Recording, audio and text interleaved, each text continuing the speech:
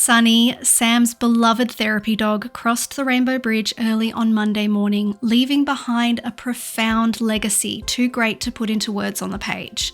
In today's episode, Sam reflects on Sonny's incredible career, from guiding her through her personal growth as a young adult, leading them into a career in animal-assisted therapy before most people knew what that was, and inspiring the creation of Therapy Dogs Australia. Join us as we honour Sonny's life and the countless lives he touched during his 11 years of therapy work. So I've got an email here from Sam's best friend, good friend, Chelsea Rose, and I'm just going to start by reading this first. I know I don't need to tell you this, but I felt the need to write it down. The feelings are too big not to. So much is owed to Sonny. I still remember when you had him at Kitchener Street and you would wake up early before your full-time work at City Beach to take him for walks and then set up entire stimulation courses and activities for him throughout the day. You would take him to puppy school and all the extra amazing courses and schools, and then his tricks became standard entertainment as part of Praise. I always remember you saying, I just want to take my dog to work because I just want to hang out with him all day. And that made complete sense to me. How amazing that it then took you on the path to dog advocacy, animal assisted therapy, opening a, in brackets, very successful AAT clinic, and establishing Therapy Dogs Australia and all the other side quests along the way that haven't stopped. It inspired equine assisted therapy, rescuing Brumbies, farm life, and the never-ending education for so many people on AAT and Brumby advocacy. Amy and I may never have become animal-assisted therapists without you or PAAW or TDA. And I reckon that's the same for a lot of people. You have made AAT training so accessible to so many people, which in turn has helped countless therapists, children, parents, adults, teachers, community workers, the list goes on. You have done so much for the community, and I know you'll never stop. It's your jam, and you're fucking good at it, making the chaos work for you. And it all started with Sonny. If not for him, maybe none of that would have existed. Who knew the impact that little puppy dog would have on the world? It will live on forever. He has truly left an enormous legacy.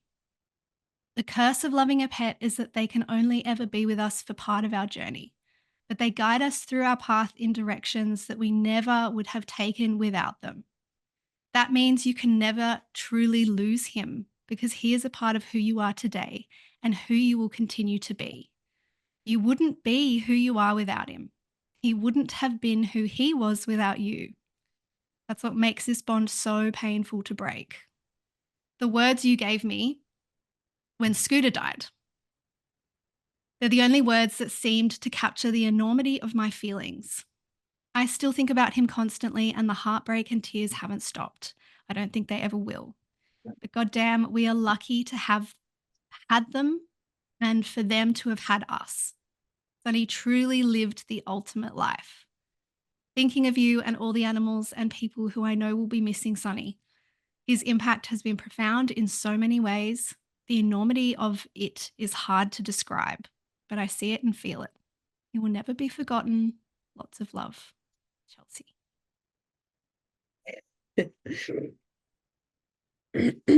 So Chelsea sent me that email because my dog died.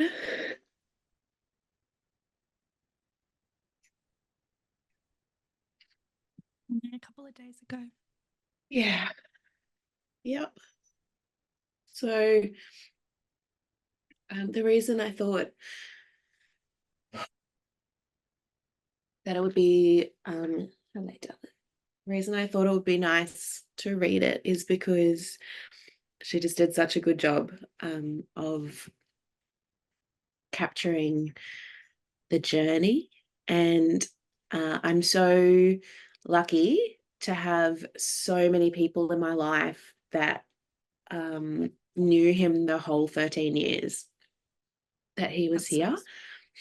It's so special. And we had such a big full life that he, like, so many people have met him and loved him, so I think it is a real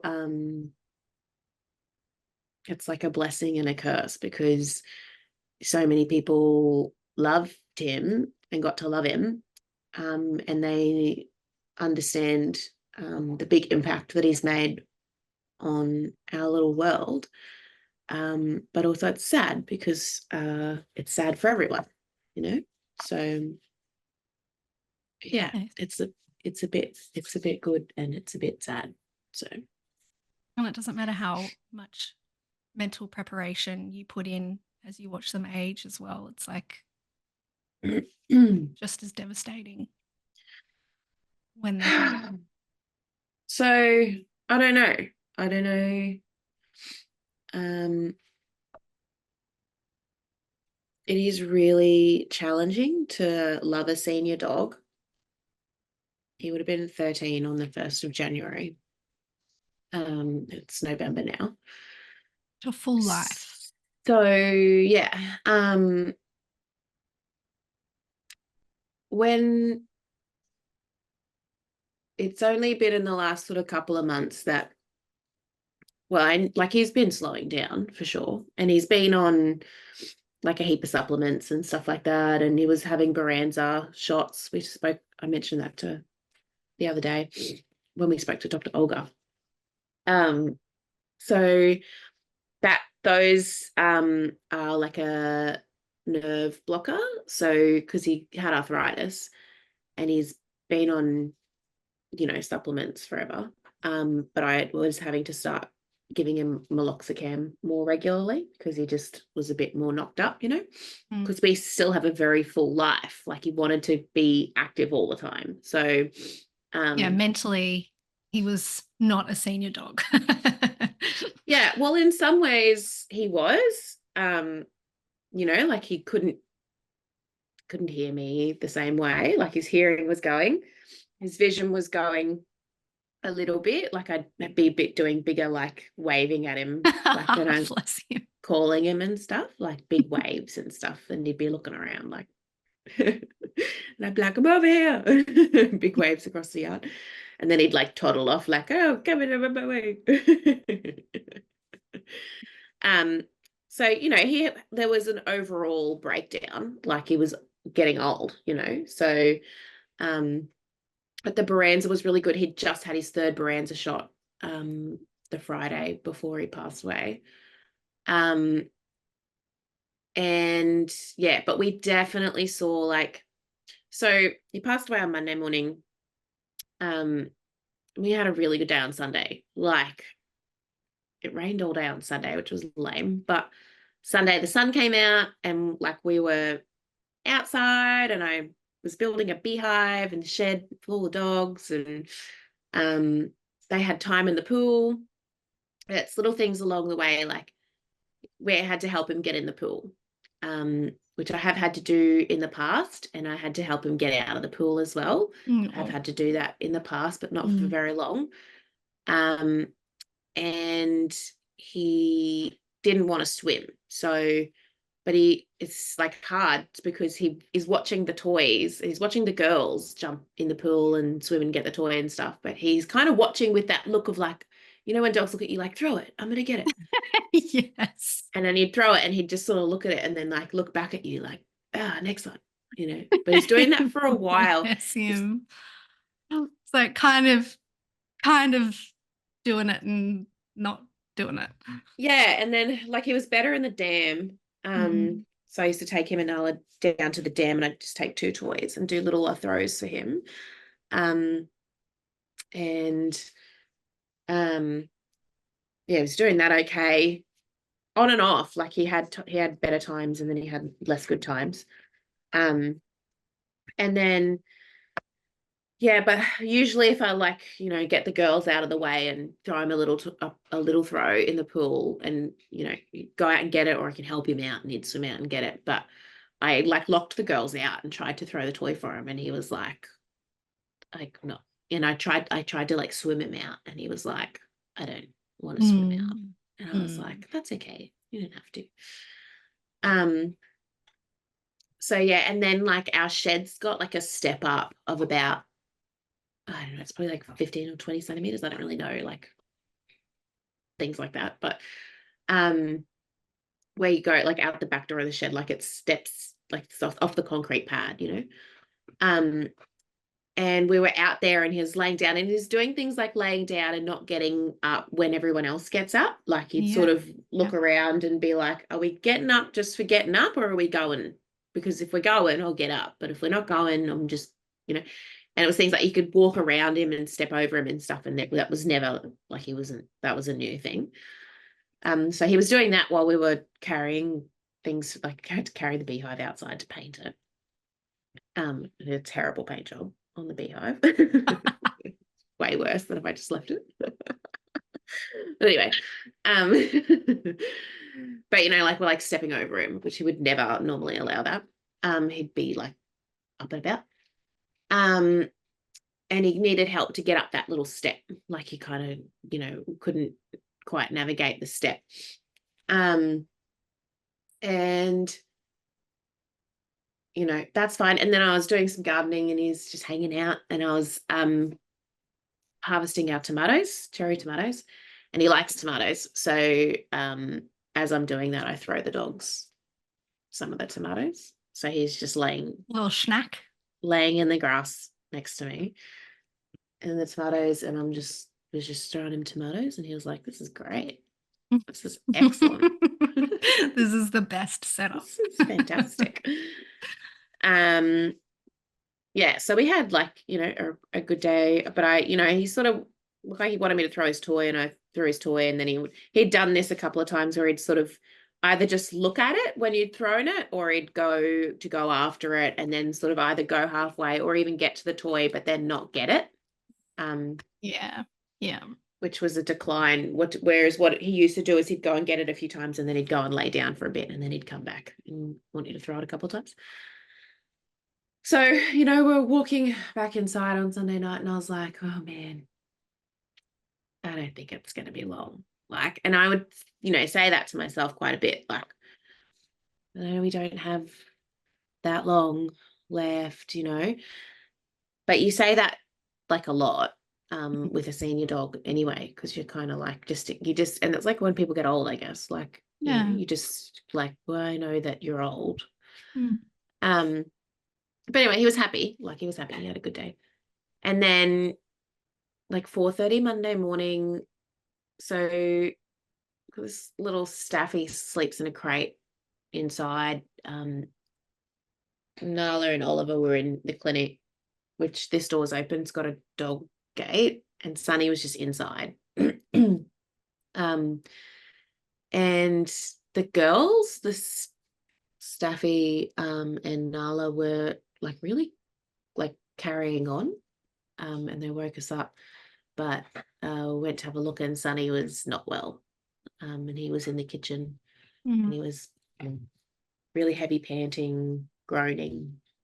Something had gone wrong in his abdomen. It was pretty clear. Lots of cramping and very uncomfortable, like trying to lay down with his legs underneath him in like a sort of square drop, which he has not done in a million years.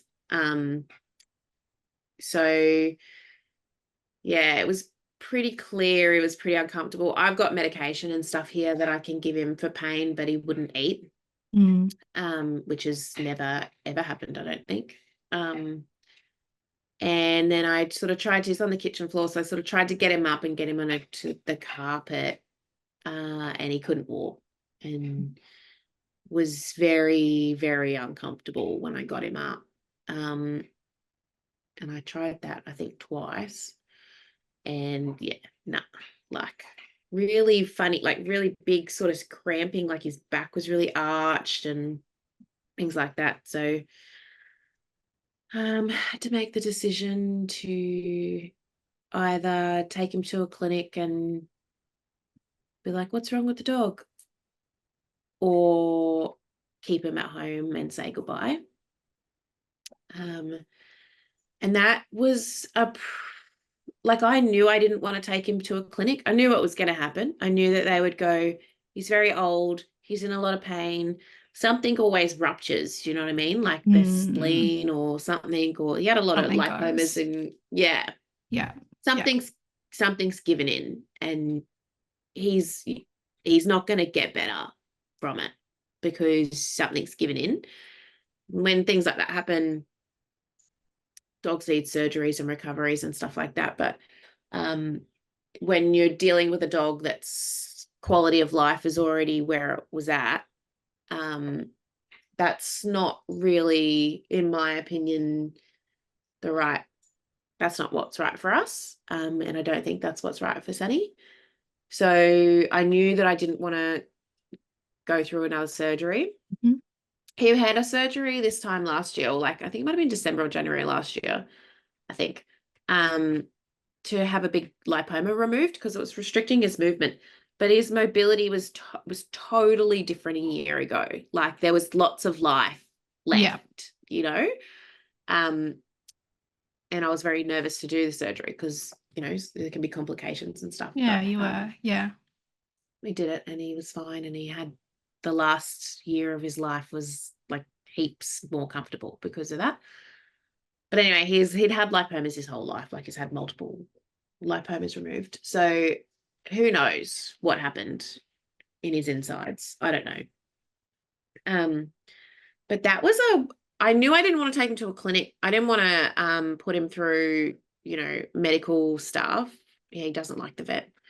I don't want to put him through medical stuff and things like that. Even a car ride while he was in that state, um, testing and stuff like that, just for him to be in a crate at the clinic, just for them to say it's probably not going to be a good idea to treat this, or even me getting like knowing what it was and then saying, well, we're not going to treat that, because it's just going to further reduce his quality of life. So I knew that's what would happen. So I was like, I just really would rather do this at home, and not put him through all that. Mm. But that seems like a really simple decision. Like that makes so much sense. Like, of course. But it was really hard. It was really hard. Like I even fucked around and called vets that I don't know. Like I was calling like these home euthanasia vets, like that I was finding on Facebook. Um, I called another vet that I really like, but is, you know, often not available, because she's busy, because she's really good.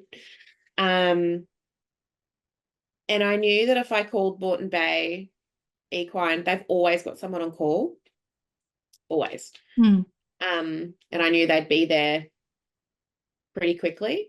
But I think I just fucked around. Like, Yeah, you were kind of just looking for something else to yeah, come in like I and just don't think I was ready because once mm, my partner was with me and I was like, I just know that if I call them, they're going to be here. Like, it's going to be yeah. like half an hour and that's it, and then once I call them and book it, like, that's it. Like, you can't undo it.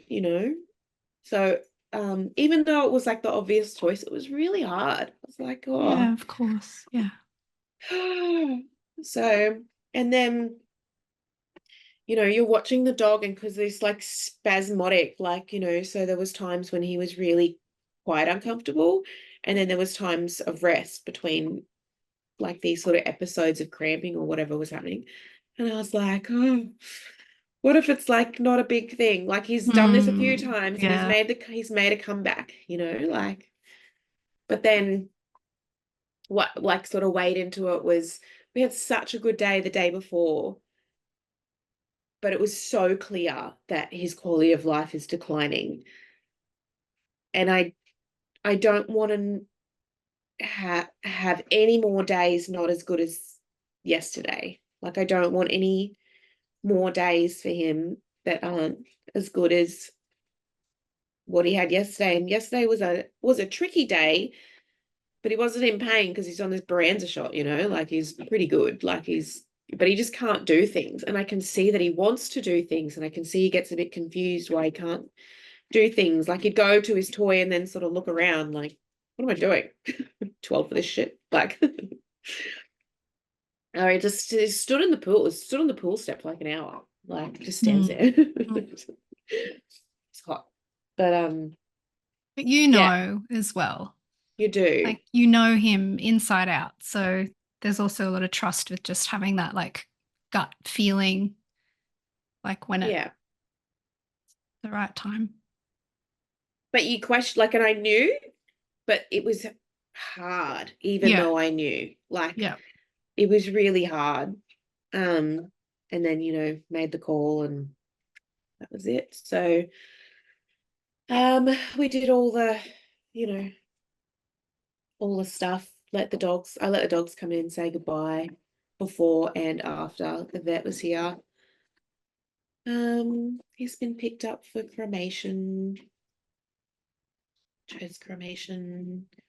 Um, yeah.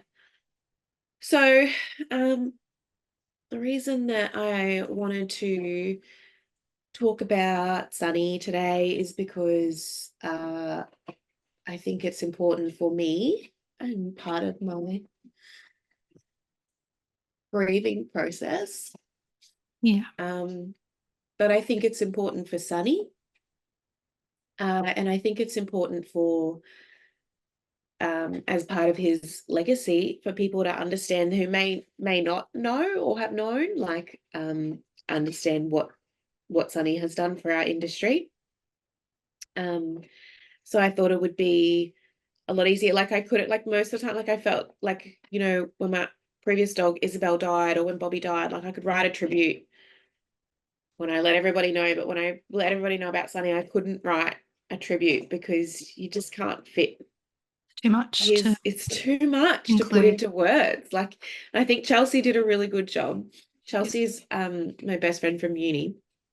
Did our degree together. That's why she's talking about prees, which is Right. pre-drinks. Oh, okay. Right. Well, yeah. Younger days. But yeah, so I thought it's probably a good idea to talk about Sonny and his legacy because it is really very impressive. And it's like lots of people, like I said, lots of people already know, but I thought I'd fill in the people who don't know. So it's very sad. I'm probably going to cry a few times. That's okay. I've taken the week off work, so I'm not doing any client-facing work this week because I just, Yeah, good we move. can talk about that probably more towards at the end of like, like now I've got to tell my clients, like, but the reason I'm not doing client-facing work this week is because I'm crying sporadically, and that's not appropriate for client sessions. Also, just about giving yourself some time to grieve too. It's hard because you don't know Own when this time. is going to stop. Like I had a pretty good Mm. day yesterday, but I'm trying to like distract myself a bit as well as not distract myself. Like I'm trying to Mm. process, you can't just, I don't want to like distract myself all week and then go back to work next week and be like, oh, Yeah. I Now didn't the tears process are any of my arriving. feelings. Yeah. Yeah. So Yeah. yeah, I'm gradually each day doing little bits and pieces of, I've read my pet loss and grief brochure that came with the pets and peace Is there cremation. anything that kind of stood out to you? Yeah. Yeah. Remind me. Might talk about that at the end. It was Mm. good. Cool. So I'm glad I Cool. read it. Even though I like knew it, but I'm glad I read it.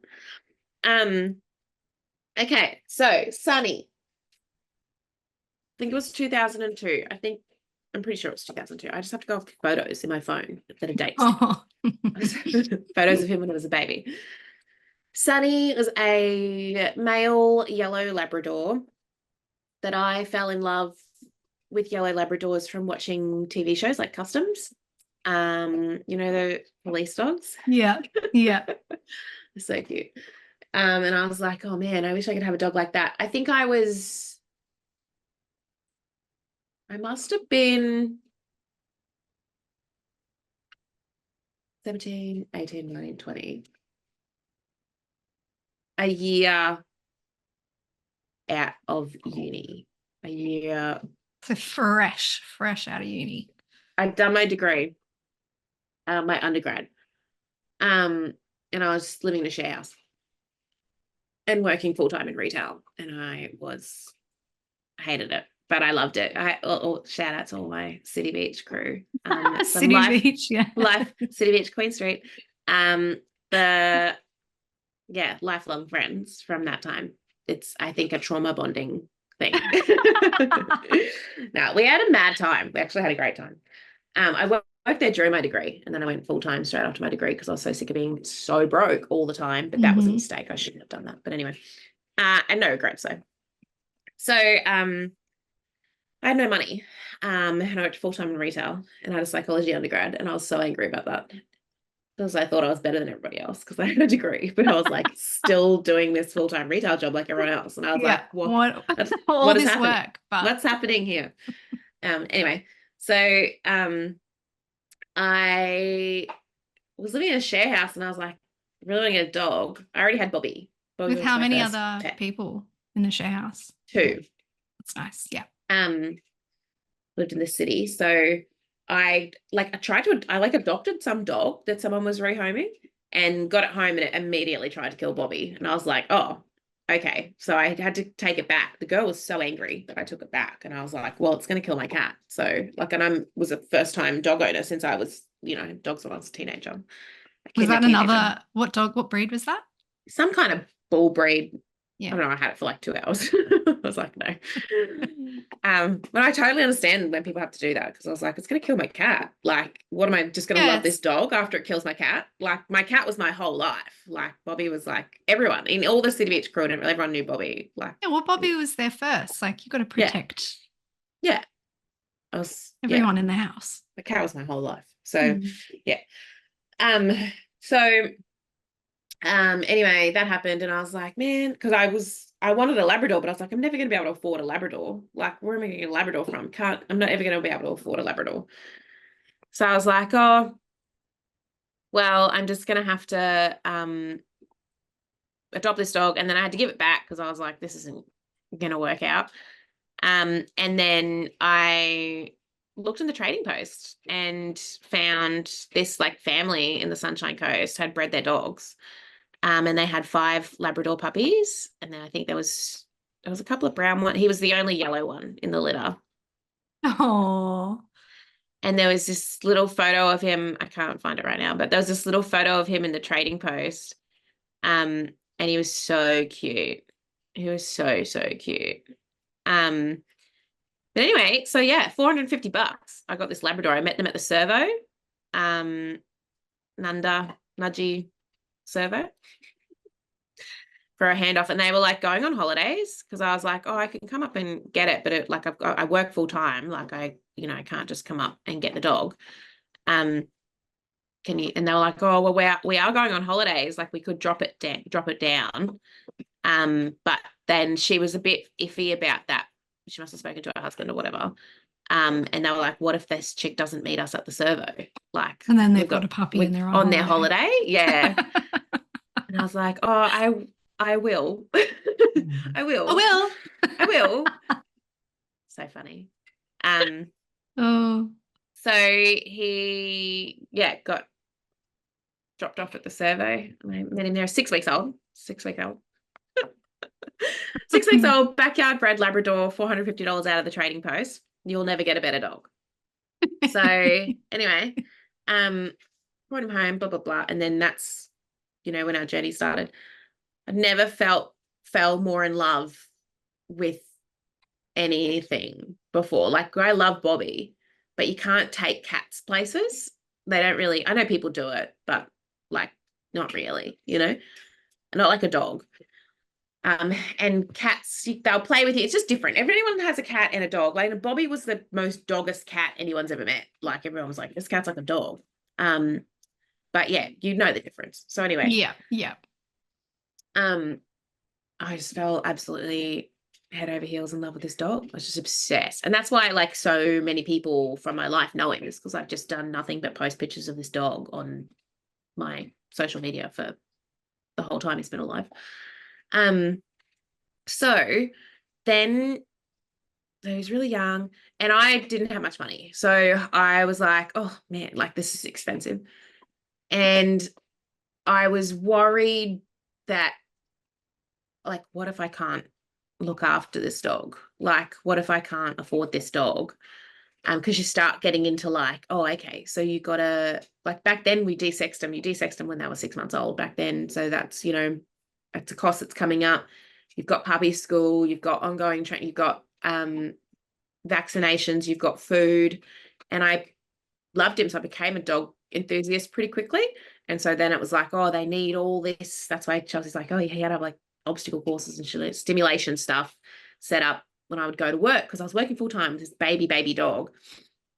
And I had a partner at the time. And so we were meant to go halves with this dog, right? And then like he didn't. He's just gonna pay me back kind of thing. And I was like, oh yeah, whatever. Okay. And then I must have discovered, I think I discovered, because I was definitely feeding kibble back then. And I think I discovered like super premium kibble or something. Like I certainly hadn't discovered raw then. It didn't take long, but I hadn't. And I think I said something, or I'd been to the pet shop or whatever and bought this really expensive food. And he must have had a vaccinate. I don't know, whatever. There was expenses. Because I was just like, oh, well, this is what he needs. Like, it's what he needs. It's gonna have to do it. And I remember saying something to the partner at the time about like what must have been and I'd paid for it, but it was like meant to be going halves, you know. Hadn't given me a cent for the dog, thank fuck. But I remember I said something about the money, and I remember him saying back to me something along the lines of, you and that fucking dog costing me money, or costing me all my money, or something like that. And I think that's the last time I ever spoke to him. And I had put up with some shit. Like, relationships were not my strong point. Certainly, like, we're going back now, so I was in my early 20s. Relationships weren't my strong point. And that's a childhood thing. I just hadn't had that modeled. I just had never had anything secure or healthy modeled. And certainly hadn't learned what that looks like to be in a secure or healthy relationship, and certainly didn't. Yeah, so I put up with some shit. And then he said that, and I was like, but that was the first time, because it wasn't like I would have just tolerated that or just said something back or whatever. But because he said something about my little baby boy, oh yeah, I was like, get the fuck out of my house. And that, I'm pretty sure that's the last thing I ever said to him. Get the fuck out of my house. And he was like gone like the next day. All his shit was gone. I was like, good. But yeah. So from that moment, I decided it was just going to be me and Sonny, because the relationship thing, as I said, was not a strong point. And I stuck to that for like 4 or 5 years. Like, I didn't do the relationship thing again. I just focused on the Sonny thing. And a couple of years, I think Sonny was 2 and a bit when I got Isabel. So the thing about Sonny is that I had never ever had an opportunity to love something that loved me back the way that he loved me back. That was the first time that I like experienced that, where you could just love something, and that was you could like pour all of that love into something. Yeah, and it was safe to do. Like, it Mm. was a safe thing to do. it wasn't like super healthy. So he must have been about maybe 3 months old or something. I'll go back a bit. So anyway, I was worried about not being able to pay for the dog and being able to support the dog financially. So what I did is I put every cent I had into dog training. So I took him, and the dog training school that I went to was expensive. Like it was, and the newer models of dog training schools are like a membership, and you pay this like big upfront fee, and then usually you get access to their classes or whatever, or like dog clubs are like a lot cheaper. But I was going to a private business, which is fine, and it was good. But it was like $220 or $250 for like a 5 weeks of classes. So 5, but what they did have is puppy socialization play group every Sunday.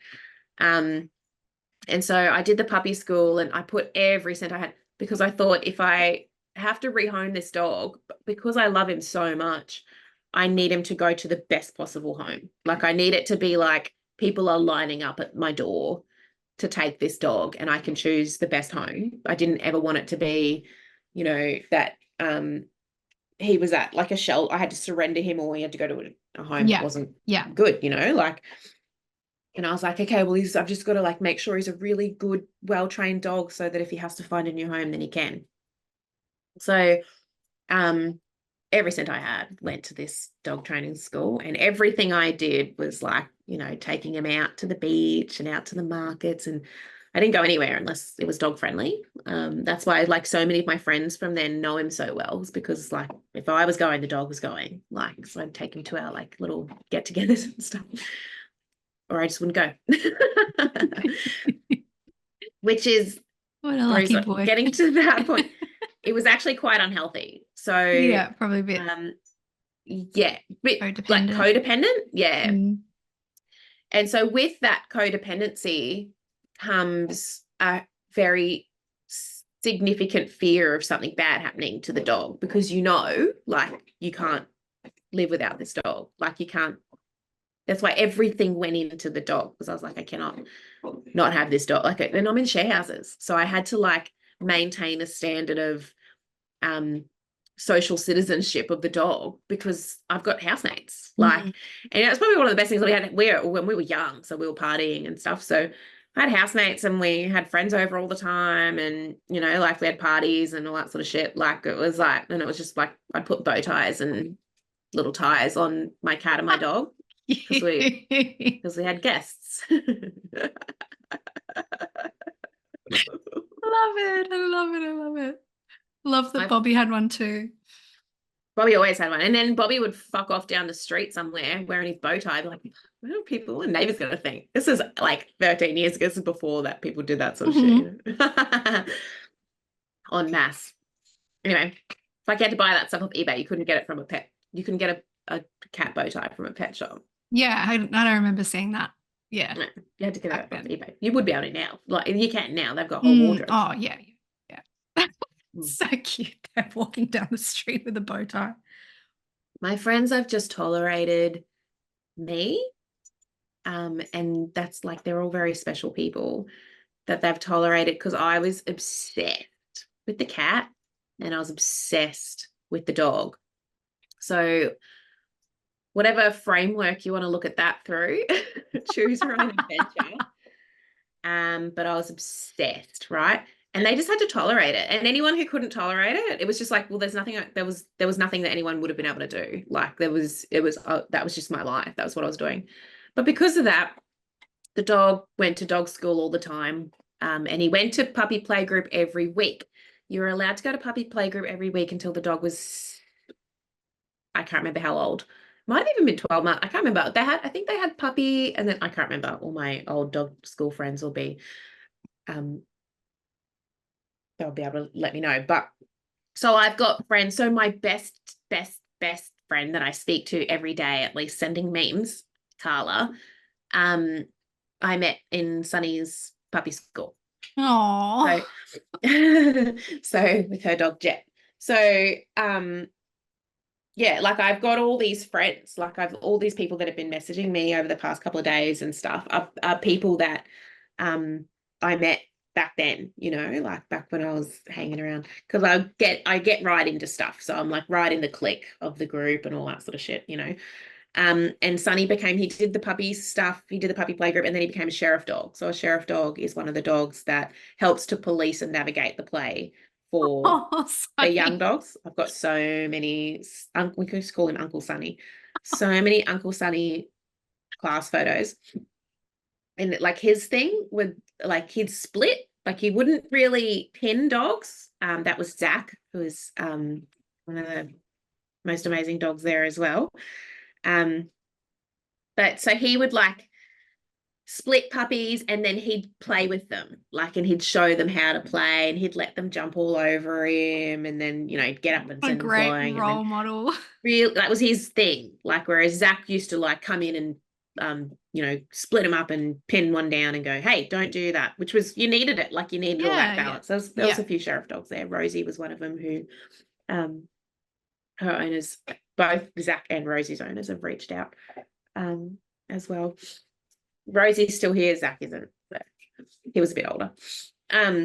So anyway, did that for ages. But yeah, the time and effort, you know, put into the dog to try and save, you know, if I had to rehome the dog, blah blah blah. I was dead set obsessed. But it was certainly an over dependency. It wasn't a healthy relationship, but it was a safe place for me to just like love something. And, you know, like without that thing being, when you love other damaged people, that's not always a safe thing to do. And it had never been for me. And I just didn't have the skills or maturity or, self-esteem or whatever it is that you need to be able to identify unhealthy relationships and remove yourself from them or put boundaries in place or whatever. And yes, it just I wasn't a healthy person to be in a relationship either. You know, you guys might find this hard to believe, but I used to be one for flying off the handle. I know you can't imagine it now. Yeah, no.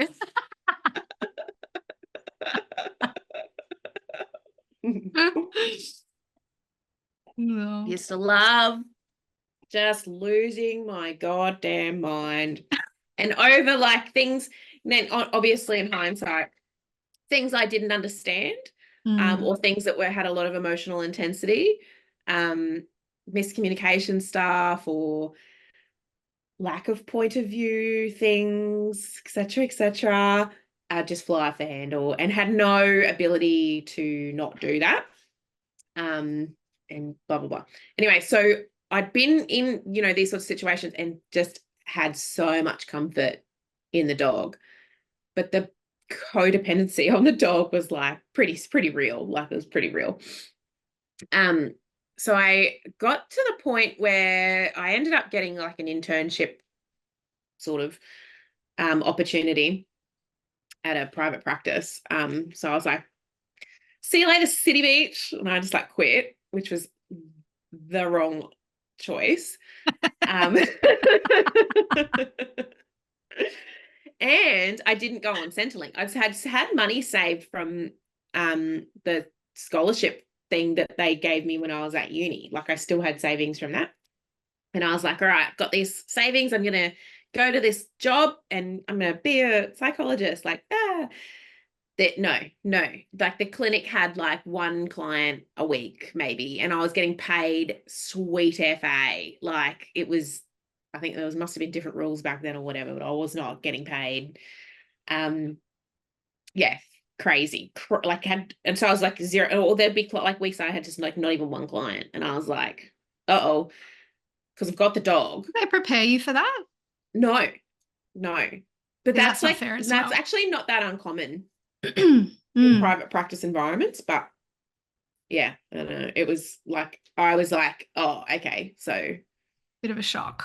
Yeah. shit. like, I think I did 100 hours in my first 6 months of being provisionally registered. And I think, anyway, I can't remember, but like, I didn't apply for Centrelink.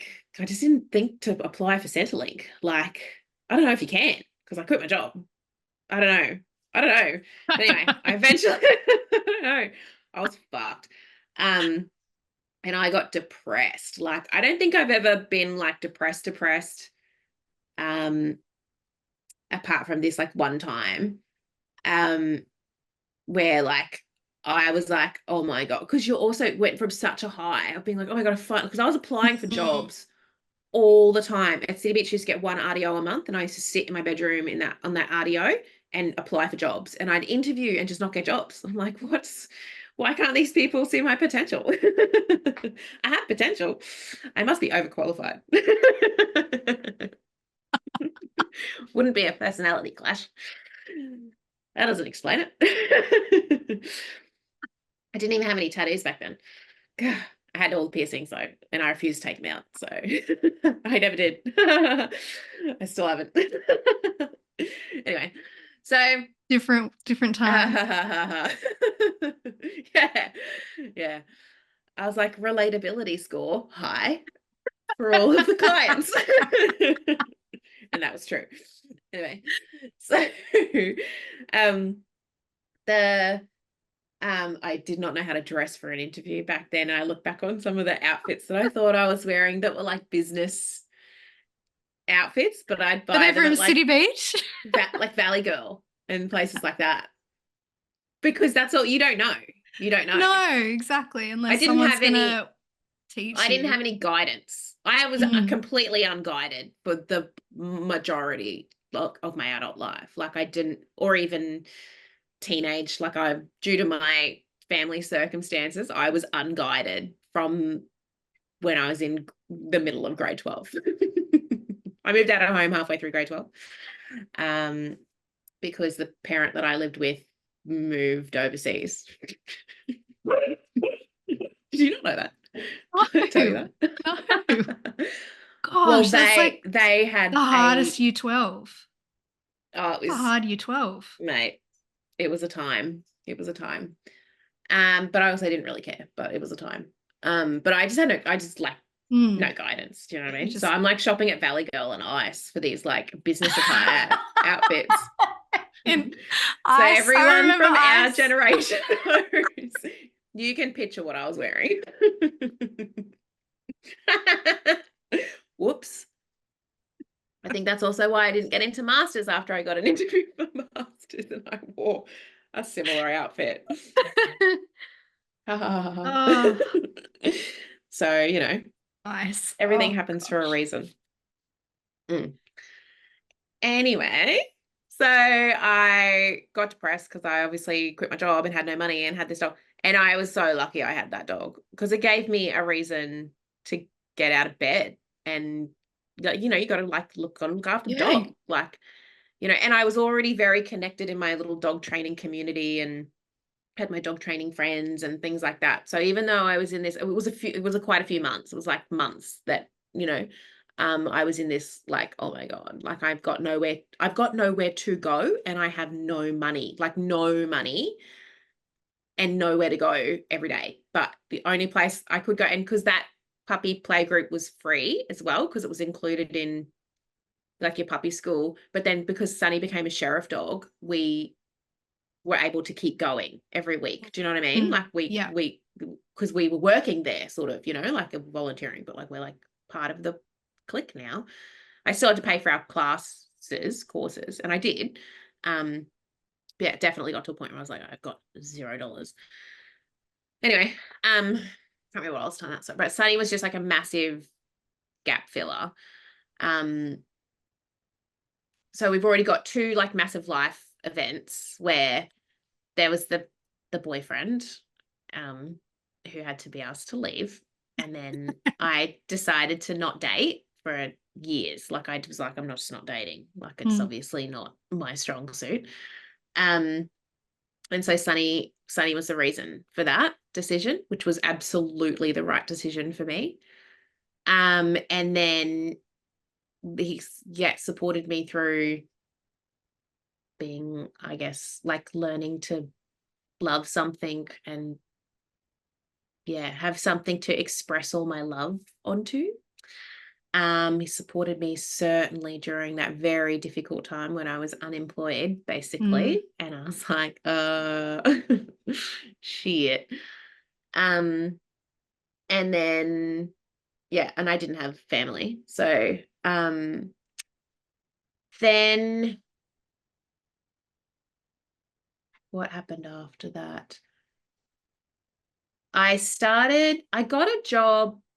So once you get your provisional registration, it is easier to get other provisional psych jobs, but I had to, like, I didn't have experience was the problem, but I had experience from before I went to uni, or like my early uni days, but I'd like given that up at uni, because uni was hard for me. I'm not an academically minded human being.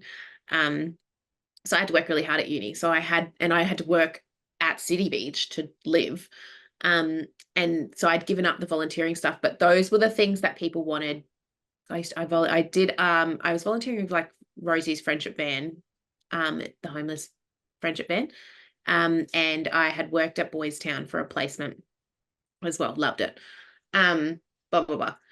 Before uni. So I did a community welfare work diploma before I went to uni. Anyway, but I didn't have like present day experience. I was like far out. Like, anyway, I ended up getting a job. I volunteered at Headspace at Anala. So some beautiful people there. Especially Jess, who was my little work bestie. And I worked there 2 days a week for free, at least a year, I reckon. At least a year. We've got a real pattern of working for free. Because Through nobody would that pay time. me, Maxine. Nobody would pay me. So not what you expect after a degree. This is what it was like back then. It was not Mm. like that now. NDIS has got something to do with that. But that's what it was like. So we all were doing stuff like that. But for ages, I was doing 2 days a week at this Headspace. Loved it. And then like a job vacancy came up and I was like, finally, I'm going to start getting paid. And then they made me interview for it and then also didn't give me the job. And I was like, oh. Wouldn't be my personality, would it? Right. Anyway, so that was like, oh, well, okay, whatever.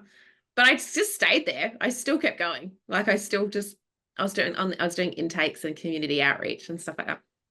Just kept going. They eventually gave me a job. Yeah, I mean, it's a great experience. Suckers.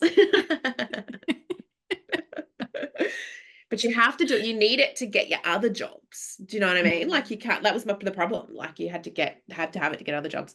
Anyway, some chick from some company that put psychs in schools for some reason hired me. And they normally didn't hire provisionals, I think. Can't remember. Oh no, they wanted a boy. That's right. They wanted a provisional. They wanted a male, which you must have still been allowed to say back then. I don't know. But yeah, it's kind of a shocking thing to hear now. I don't know if you were allowed to say it then. I remember being like, I'm just gonna I think you probably apply weren't, for but this they anyway. did anyway. They said, because it was this big high school in Gold Coast, like 2,000 plus kids, and they were like, there's already a female there, and they wanted a male to like talk to the boys about footy or whatever. And I was like, go Broncos. Like, I watch the footy. State of origin, go the Maroons. You know, what? But she hired me. Actually, maybe that gives us some more insight into the way that I finally got a paying job, was when they were looking for a male, and then I came along and they're like, that's all close enough. Pretty close. I don't know. Haven't thought about that till just now. Don't normally reflect on all these things at one time. Anyway, so I was driving and it's an hour and 10 minutes away. And this Headspace I was at was like, would have been an hour, close to an hour away. Blah, blah, blah. So I ended up with a couple of jobs. So, um, cool. And through some of the work I was doing, I'd done a lot of personal growth with Sonny. So I must have had him 12 or so months, and I loved him so much. And he was a great dog. He was a beautiful, easy dog. And he had his moments during adolescence where he like stole a cob loaf off the table and stole my milk off the bench and was running around the backyard with my phone in his mouth and doing stuff like that. Cute. But he was super smart, like typical lab, like perfect. Think Mm. of your breed lab. We did dog sports, we did dock diving, we did biomechanical stuff. So I met Ange from All Paws Paradise and Sally and all those people like that are still in my life now, Mm-hmm. And Ange likes to remind me that I used to say to her, one day I'm going to open an animal assisted therapy practice and I'm going to work with my dog and da da da da da da da. She likes to remind me of that sometimes. She's like, Mm-hmm. you told me you were going to do it. So The idea was there. I met some really fucking cool people, like, and they're still around, I've met some really cool people in the dog world. So, I'm just so in love with this dog. He's just this amazing dog, easy dog. I did put a lot of work into him because I got very fixated, and I was, like I said, my motivation was I didn't think I could keep him. Um, so blah, blah, blah.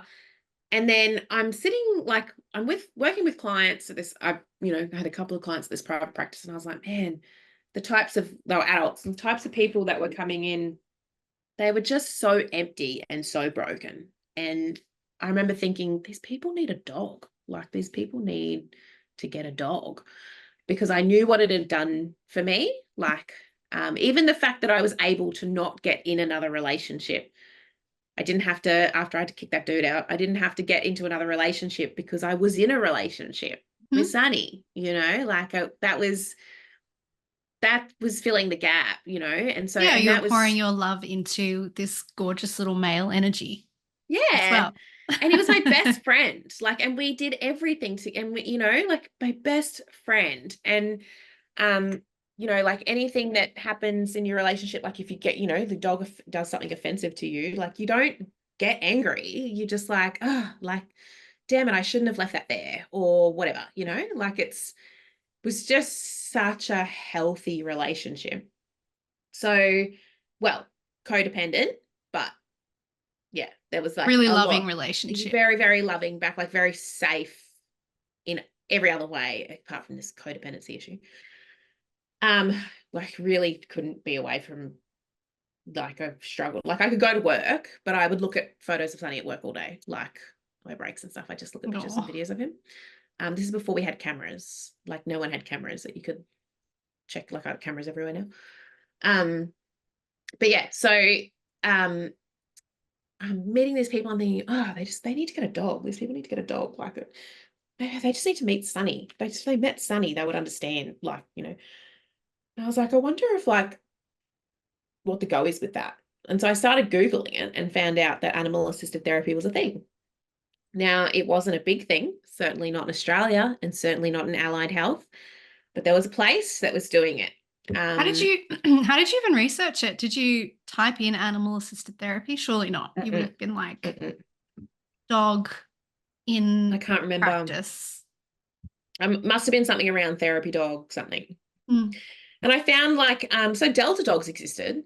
mm. And I had printed out their like requirements, but dog has to sit for whatever and stay in blah blah. And I had that printed out and it was on my wall. And I was like, okay, we're working towards these things, which is why I hate it when people ask me for like, what are the dogs required to do now?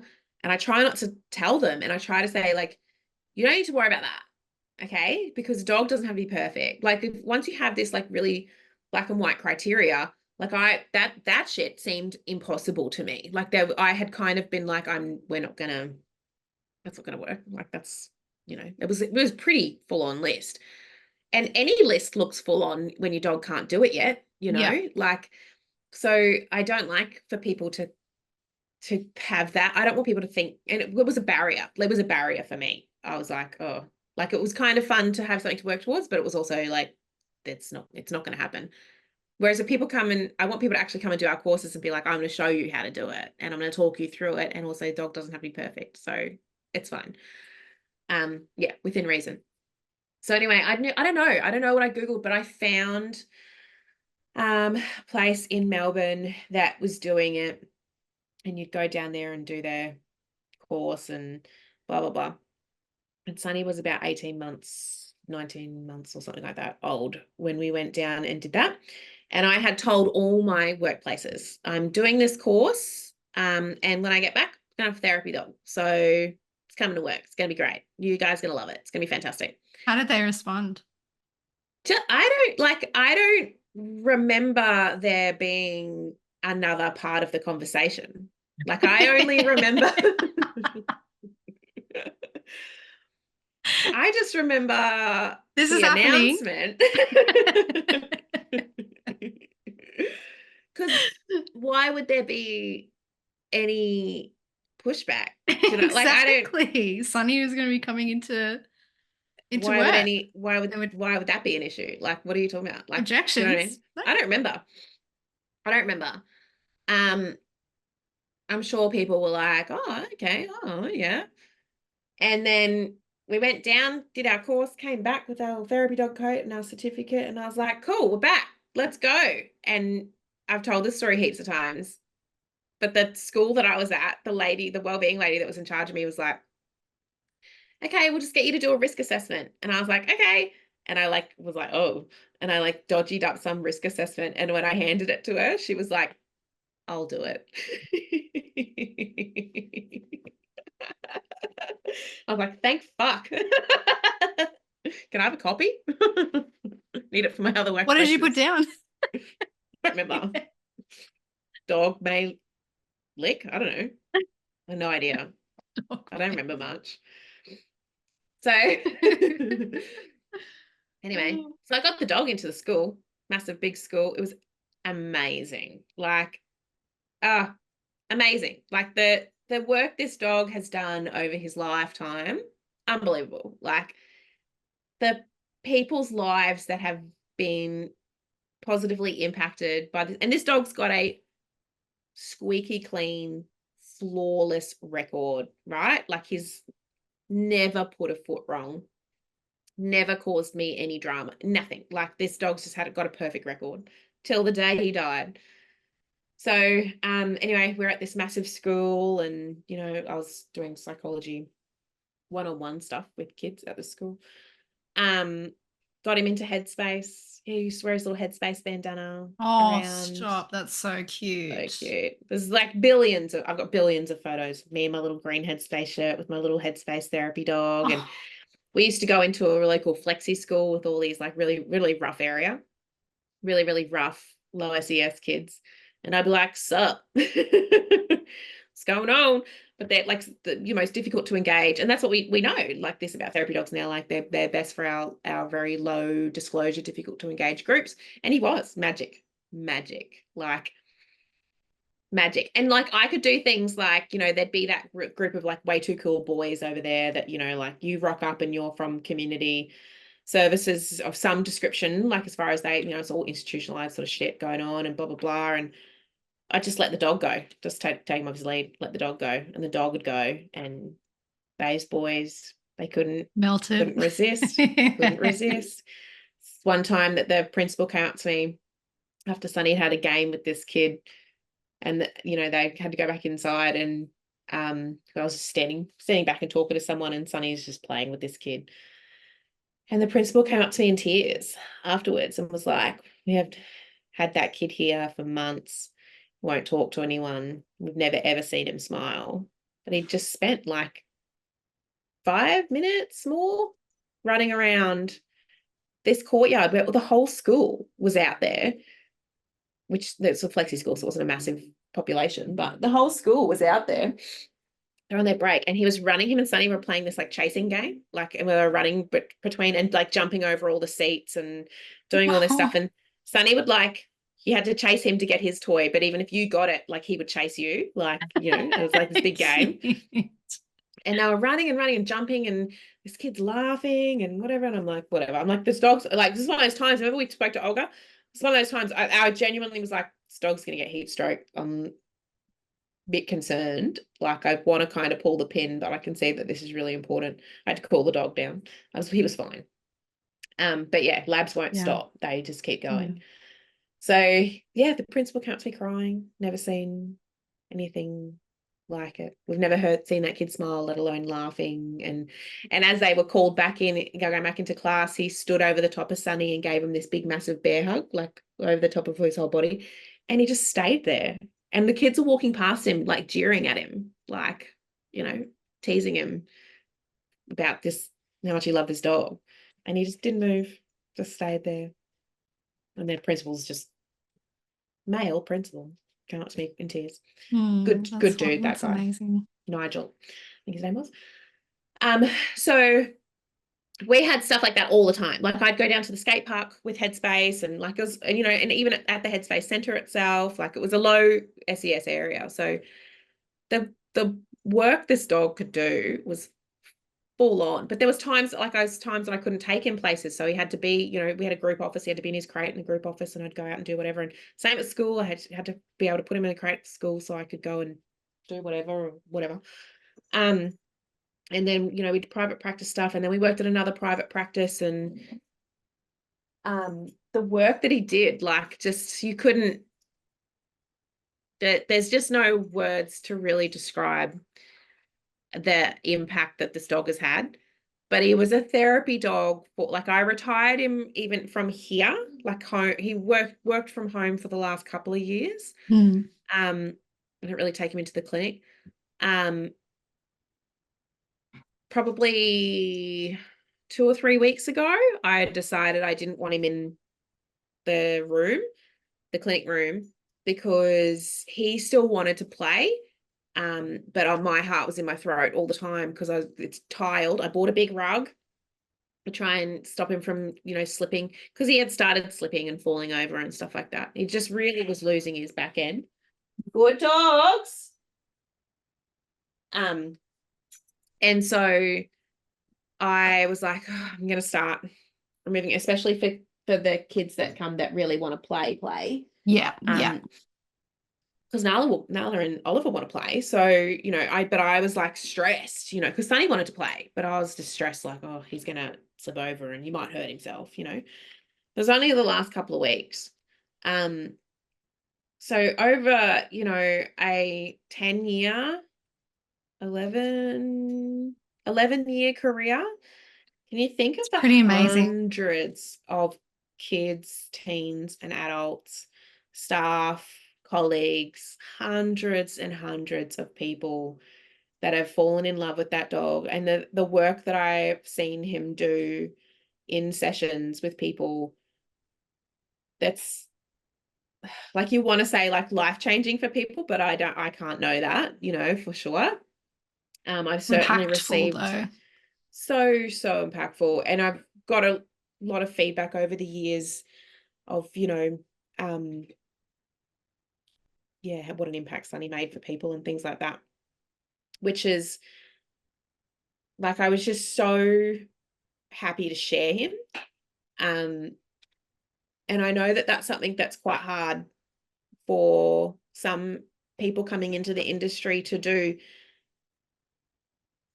And I get it, like, because I did work through some stuff like that. And the reason I have brought up the codependency thing is because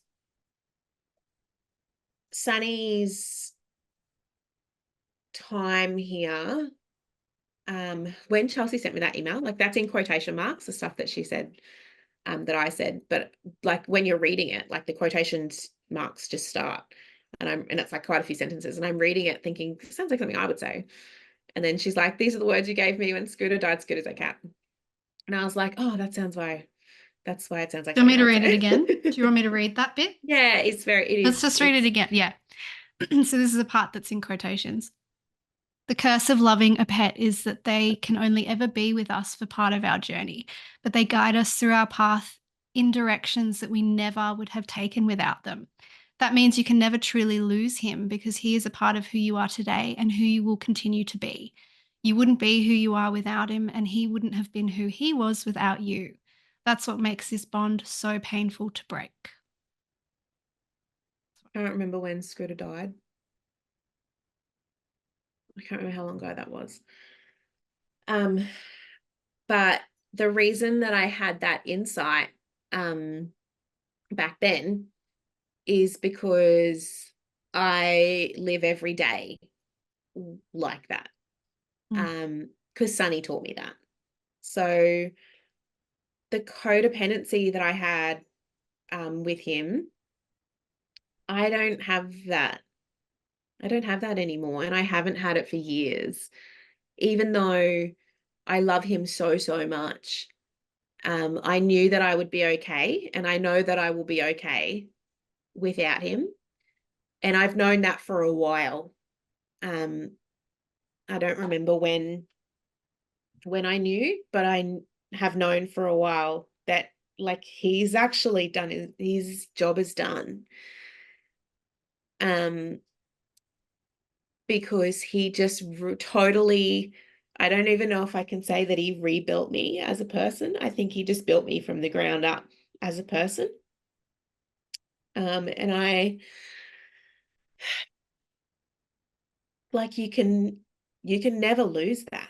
Like you can't, he's not here anymore, but you can never lose that you are who you are because of a relationship that you've had with your dog. You can't, that doesn't go away, that doesn't die. And it's so special.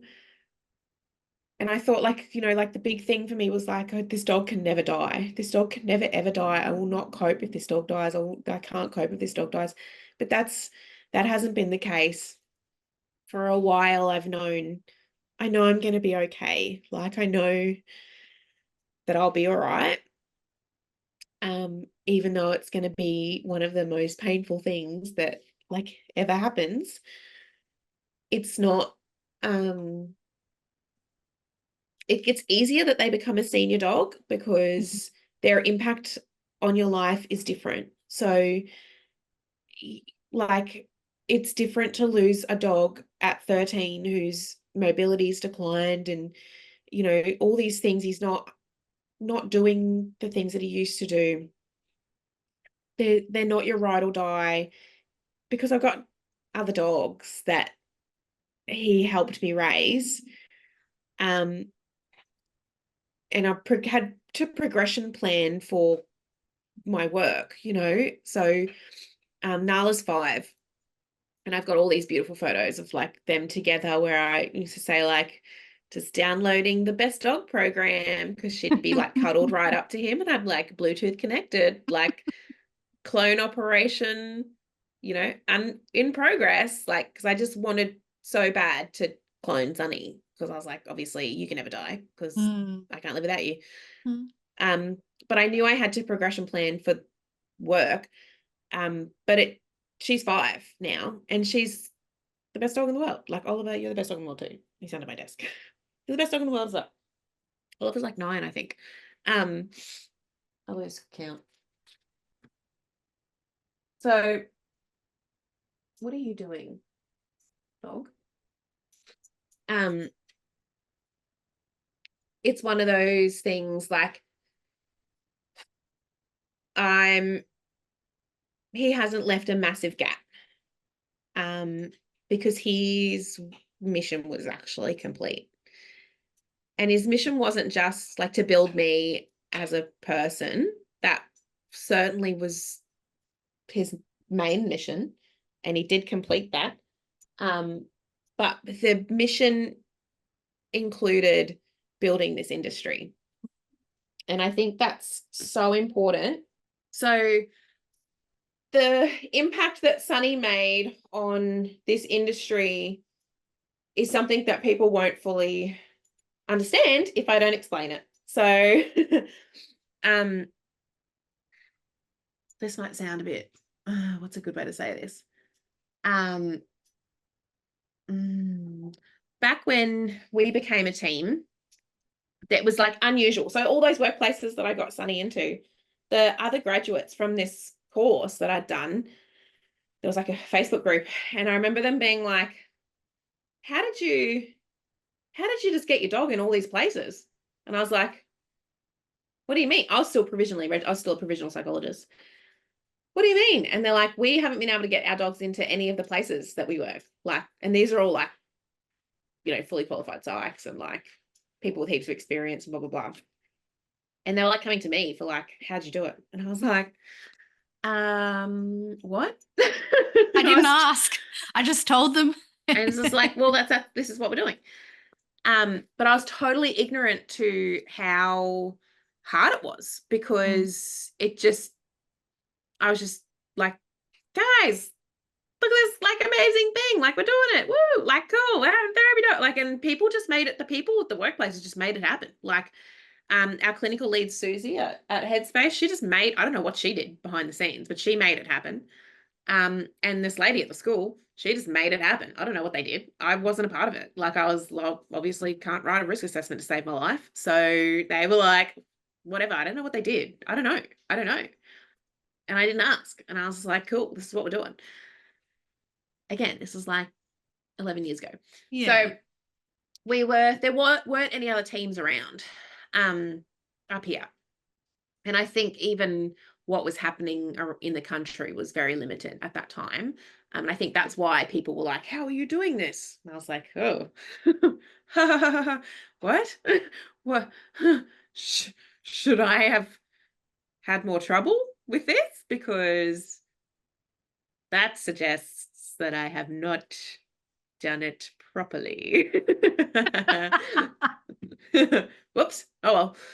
So anyway, that in itself, but because he's such a good dog, like if he was not a good dog and I hadn't, spent such time learning how to communicate with him and stuff, but if he wasn't such a good dog, like it was easy. Like being at the school was easy. Being at Headspace was easy. Everywhere we went, it was just easy because he was just such a good boy. We'd present at conferences. We'd go to uni, are you okay day stuff, market day, whatever. We'd go and we just did anything at all. Like you could take him anywhere, like no dramas at all. Like no, I had no concern. Like it was never hard for me to take him anywhere or do anything. It was just a perfect dog. He was also So just so used to going everywhere for so long yeah, as well. So for him, it was exactly. like, oh yeah, just And an easy breed, like Labrador. and lots of work, lots of work, but it wasn't like work for me. It was like Mm. fun, So it wasn't like I don't feel like I put so much work into the dog, which I did, but it didn't feel like that. So the having a great dog and being one of the first allied health teams, certainly in Queensland, let alone Australia, paved a way. Like it's only because we were such a good team. We were such a good team that everyone just thought we were just really good. Like, so he was really carrying, me there. And like most people get into dog training because they get like a shit dog and they're like, oh Lord, help me. I got to fix this dog. Like, but that's like a lot of people, they end up with shit dogs that are just shit dogs forever, but they've like learned how to manage them or whatever. And that's where they get all their dog training skills from. And I went to dog training because I liked it. And I didn't have any friends. So I just went and did that. So other people go because they have to, because the dog's a lunatic and it's out of control and it's ruining their life and everyone else's life and it's trying to kill everything and all that sort of stuff. That's how people usually become a dog trainer. But I became a dog trainer because I was like, this is the funnest thing. Like, this is great, blah, blah, blah. And then started working with my dog and was like, this is great. So what At what ended point up, did you actually do the dog training? we went and Like on the did, timeline? I don't know dates. So, but I went back, I got another dog. So I'd had Sonny, got another dog because I wanted to work full-time the dog. That was Isabel. Were you still provisional at that point? No, I don't know. Yeah. I don't remember. A lot of these things happen, like I can only remember like graduations. Do you know what I mean? Like these Yeah. things, they were on a continuous timeline. Oh no, I was provisional. Yes, I was. Yes. I did Okay. 2.5 years. Um, the I got the second dog, went back down to Melbourne, then got Oliver, went back down and did their dog trainers course. It's not an accredited course. But like Jess and I went and did that and we started from there.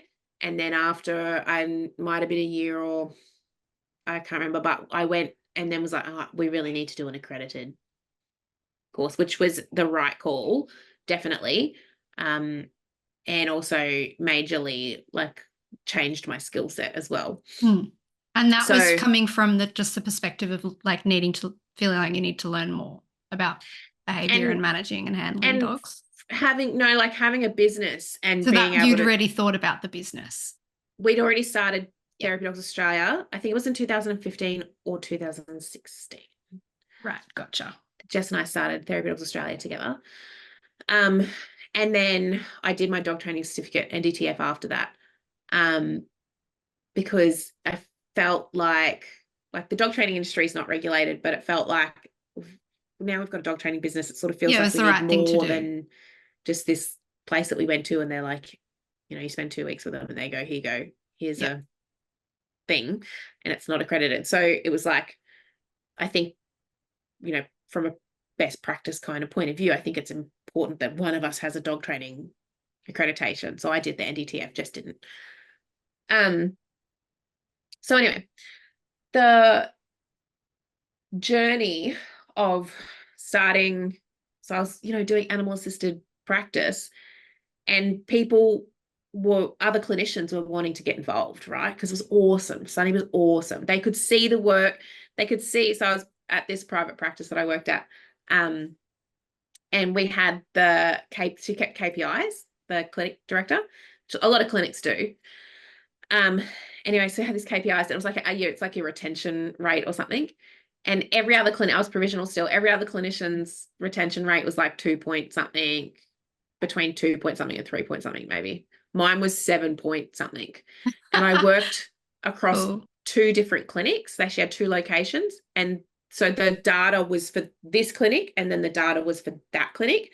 And it was the same trend across both clinics. And you're a provisional psych. You're me. So there's that aspect. And then you're just smashing the numbers. And people are like, gonna get me a dog. Couldn't tell you how many people we've now put through our courses from those clinics. Heaps. Because of the dog. It's because of the dogs. Like it was, it was just because of the dogs. So I think that was a really clear, like, this works, this works. And it was new and exciting and all those things. And everyone just loved Sonny. And he was no drama. Like he was just no trouble. And yeah, so he he really catapulted my career in terms of client work, probably client outcomes, probably from a self-care kind of perspective, early career sort of thing. Like,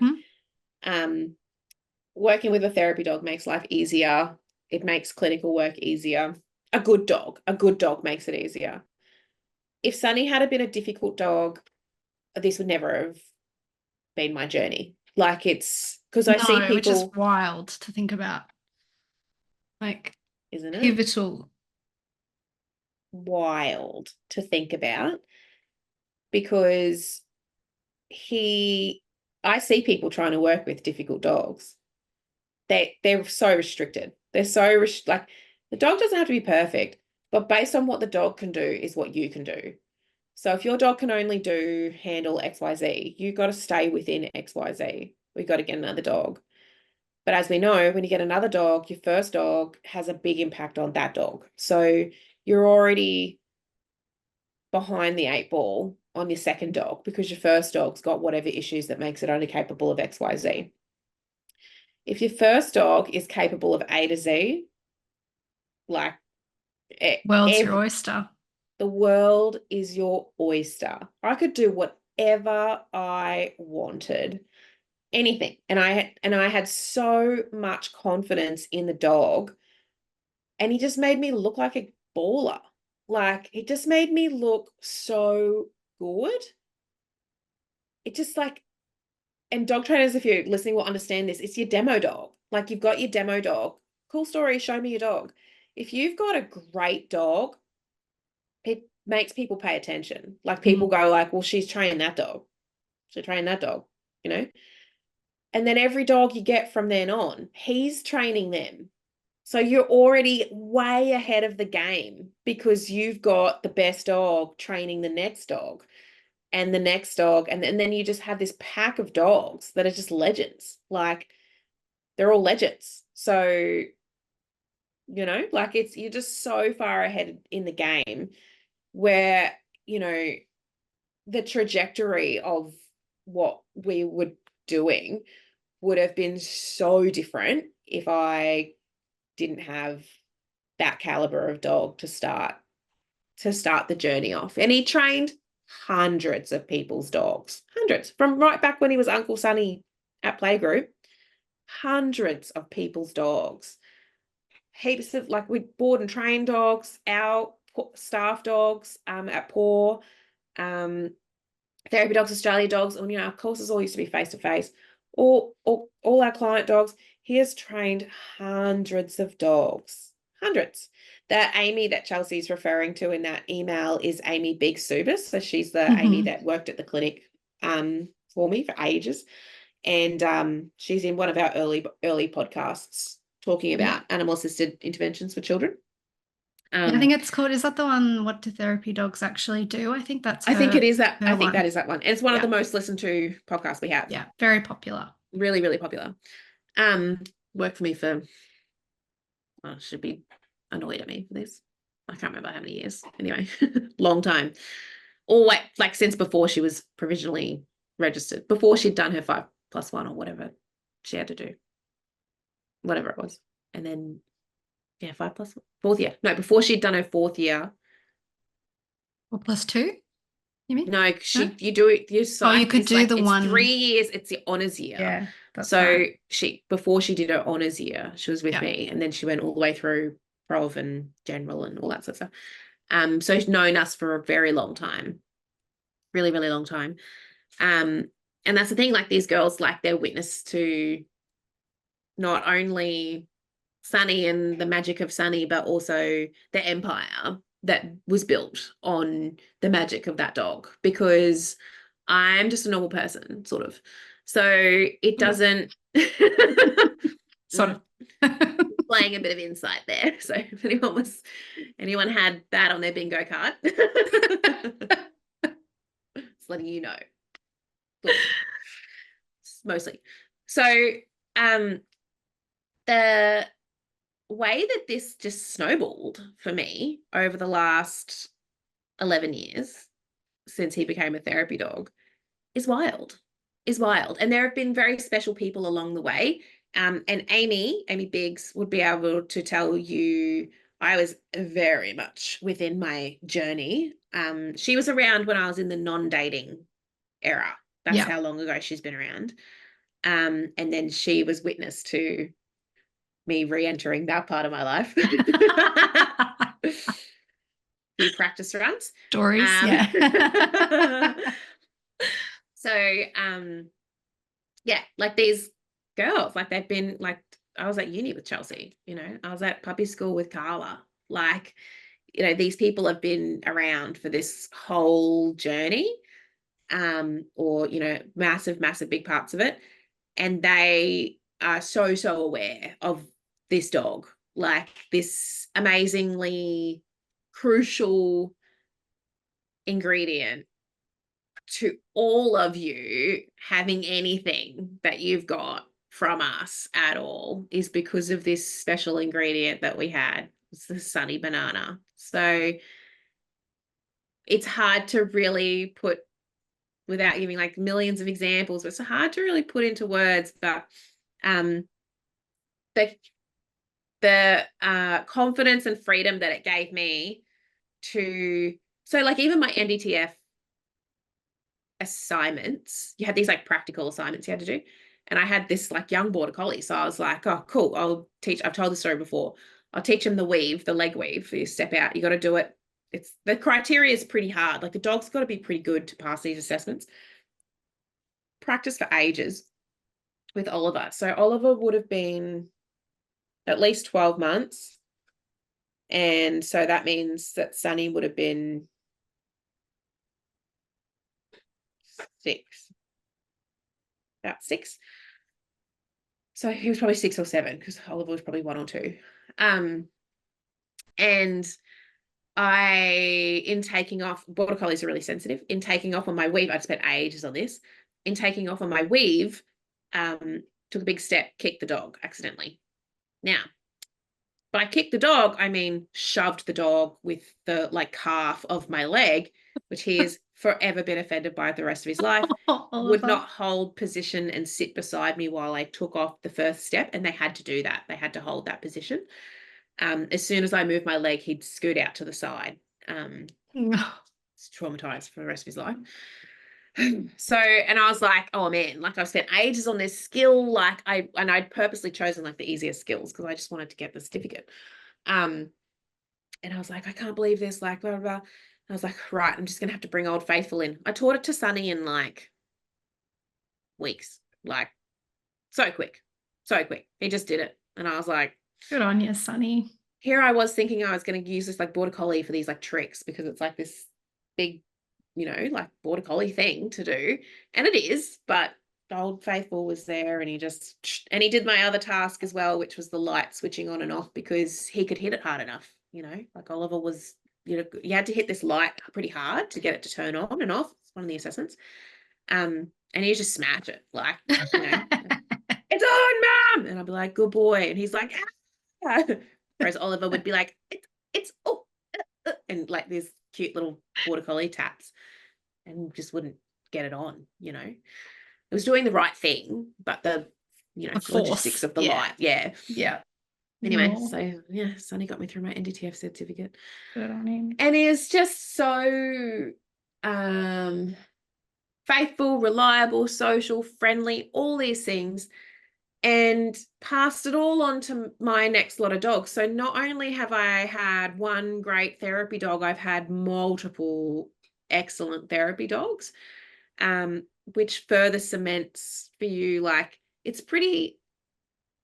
think it's easy, but it's pretty hard to get a pack of great dogs, like dogs have got issues that they come with or they develop over time or whatever.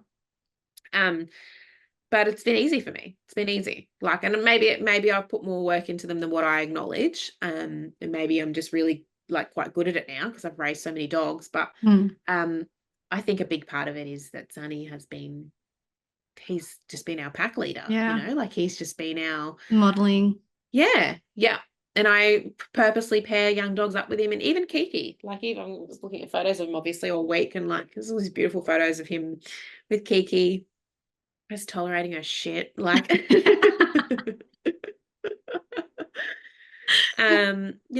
it's so I'm just so grateful to him.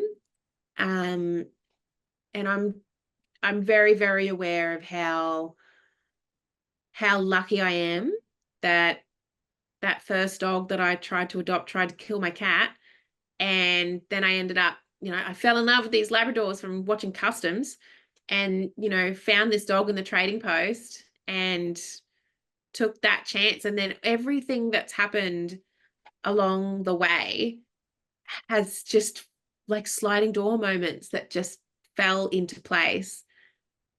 And then the result of that was this like amazingly stable dog that was able to not only impact the lives of hundreds and hundreds of clients over the years. But to give me the boost that I needed, filled all these gaps for me from like my emotional growth and maturity and stuff like that, like all that stuff. The one stable thing I've had, the most stable thing I've ever had, is this relationship with this dog. Like, it's the only stability that I've had for the length of time. Do you know what I mean? Like, I've never had that. So special. it makes such a big difference. Like, Mm. it's having stability like that makes a huge difference to you as a person. It's also a really healthy place to put your energy. Like, even Yeah. that is a huge lesson for people growing up. Yeah. And I learned to put my hard work, when I wasn't putting it into relationships, I was putting it into work. But work doesn't always go perfectly either. And there are hard things at work. Like, I had hard times learning to be a manager or a boss. Amy would tell you all about that. I had hard times navigating those relationships, and that's, I'm forever grateful to Amy, and we'll be, bonded for life over the journey that we went on together, where I had to learn that. And I know that now. Like, I know how to do that. And then I had to learn how to be, an industry leader in this field. And I have got some work to do there. But certainly I'm far more capable than what I was, and probably handle some relationships better than what I have in the past. Certain ones better, certain ones probably only a little bit better.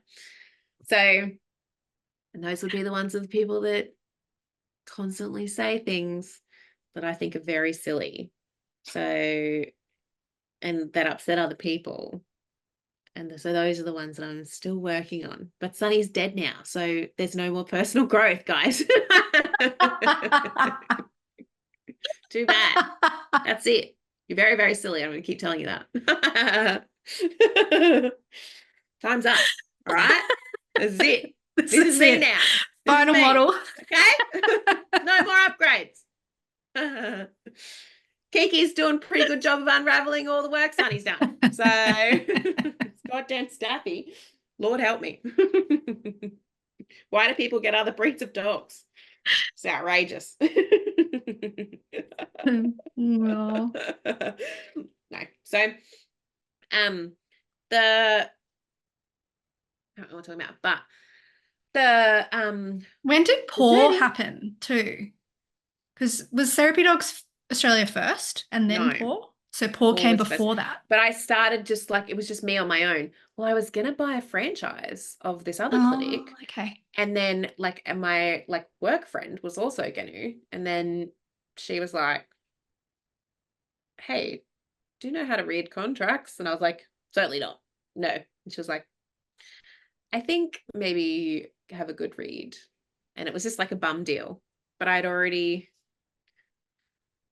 moved back to Redcliffe. That's where my family is from.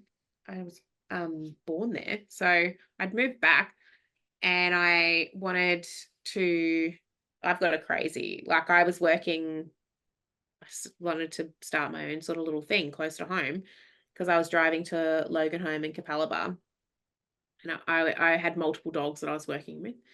And I would go, like, leave my house, go to my Redcliffe clinic, work for 3 or 4 clients, leave there, drive back home, swap dogs, and then drive to one of the other clinics Oh, across busy. town and see 6 clients. It was always a Oh, 6 busy, client busy. day there. And I would go to the other clinic first, see 6 clients, swap dogs, go back to this place, see anywhere between 2 to 4 clients every day. So I could only do that because I had so many dogs, so many good dogs. And I could rotate them. But how I built my clinic. And I gradually then over time was able to cut. Dougie's dreaming if you can hear a little I like can't tail hear tap. it. His Oh, tail's wagging. Stop now. I just heard it as you were saying it. So cute. Cute. Um, Oh, yeah, okay. yeah, Yeah. so I did massive like massive, and then could cut, like I'd cut a day and then that would be a poor day. And then I was by myself and and then I got a new lease and lots of stuff. It must have been, I think we just had our 10-year thingy. Hang on, Oh, let so me that was look and quite early on then. yeah, yeah. Mm. Mm. It was really early on. How do I look at albums on this? Here we go. Um, yeah, but I was just by myself for ages. It was a long time. I think I put my friends, I like let my friends work there because they all had to start their provisional pathways and stuff like that. And then Amy went from, being a uni student to being a provisional and all that sort of stuff. So it started out like that. And then we hired people over the years that Mm. came and went and all that sort of thing. The team we have now is like magic. They're just so good. We've had some amazing clinicians over the years. But I've never met a dog as solid as Sonny, and so that is another thing as well where it makes it tricky to um, hold people to the same standards. Yeah. Yeah. I've had to remember that. We must have opened, I think it was March or April 2015. So it must Okay. be we've had our Mm. 9 years, 9.5 years. Um, so yeah, without Sonny, I wouldn't be in a position to start a therapy dog training company, which only happened, I've told this before, but it's only happened because the people around us in our immediate community, they saw Sunny at work and they wanted to bring their dogs to work, and nobody wanted to travel to do it, because there's only one place that I know of that you could go and do it. So Jess and I started Therapy Dogs Australia and started training other people and their dogs. And, our training methods have really evolved over that time. It was either 2015 or 2016. Well, what was that? And you were That seeing must have, people in person, weren't you? So was Sunny yeah. actually there with everyone that was going through that course then too? Yeah. Yeah. Everyone's met him. Like, So yeah. cute. But I opened the clinic in 2015. We must have done Therapy Dogs Australia in 2016. Just worked at the clinic for a while. She was OT at the clinic for a while. Mm. Um, yeah. So the uh the precedent that Sunny set, um, he's just such a great example of a dog. He's such a great example of a therapy dog. Amazing, amazing client work. Built me up as a person. Taught me a lot of things. Held the space for me. During this really, really crucial time in my life. Like your 20s is a big time. And even my early 30s, so it's a big time. And I had a lot going on, and I have a lot going on. I have had a lot going on, but to have the stability of this sidekick that you've had the whole time, it makes a big difference. It makes a really big difference. And like I'm trying to put it into words and I feel like I'm repeating myself, but the street cred that he gave me as a dog person by not only being a legend himself, but raising my other dogs to be legends, that is course altering. Like Mm. that changes your course. And that's what I mean, like in that quote that Chelsea said back to me, like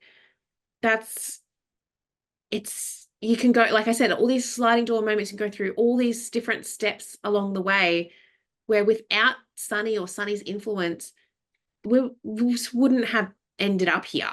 We just wouldn't be No. here. And if I didn't end up here, then a lot of other people wouldn't be where they are.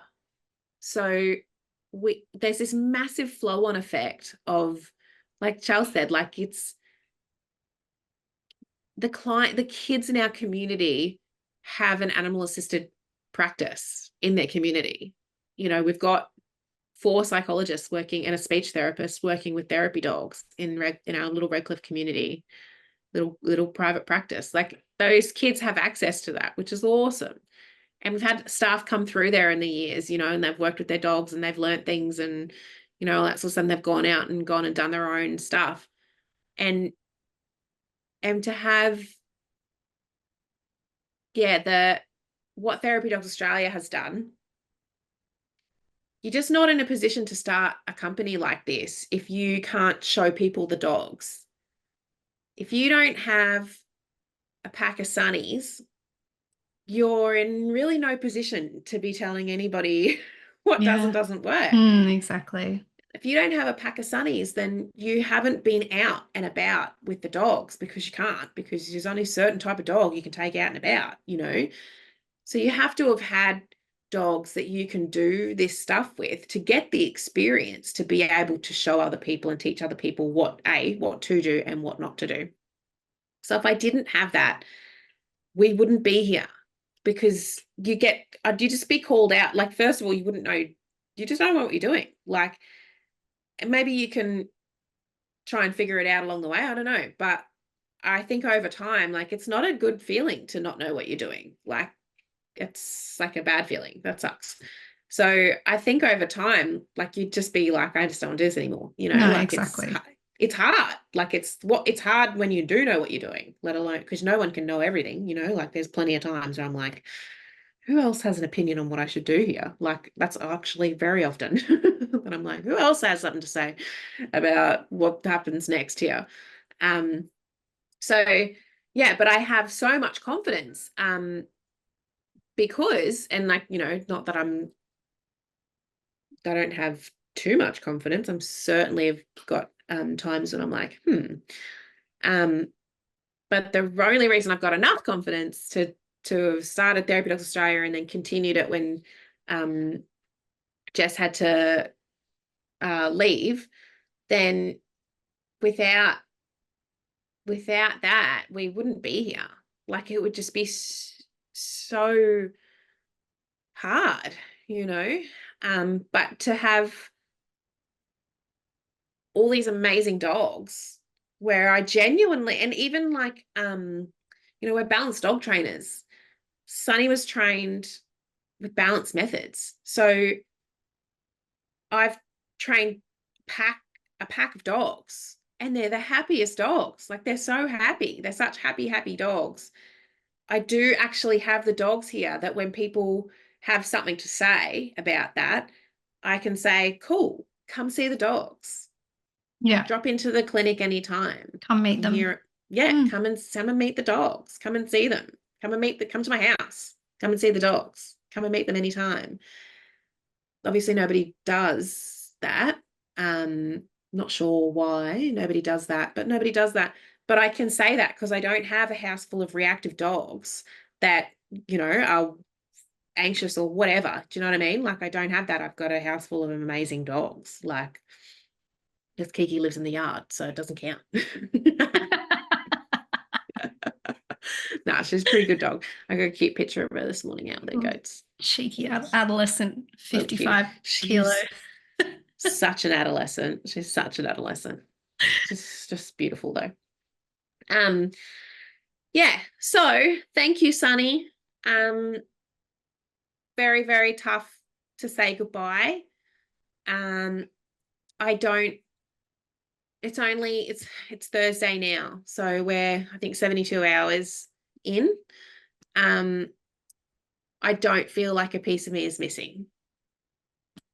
So I think that means that he was the perfect dog. And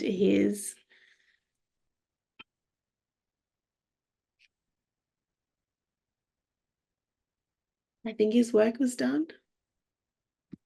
And I think it's been done for a while.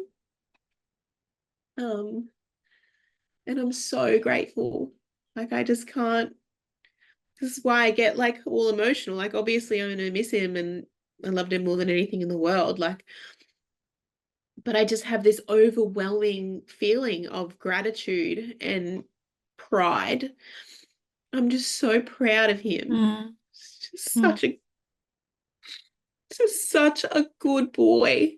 And I think you'd be, I know there's other good boys out there, but I think you'd be pretty hard pressed to argue that he wasn't one of the best boys on the planet, with not just that's what I'm trying to explain. Like, it was just so multifaceted, like the impact that he had.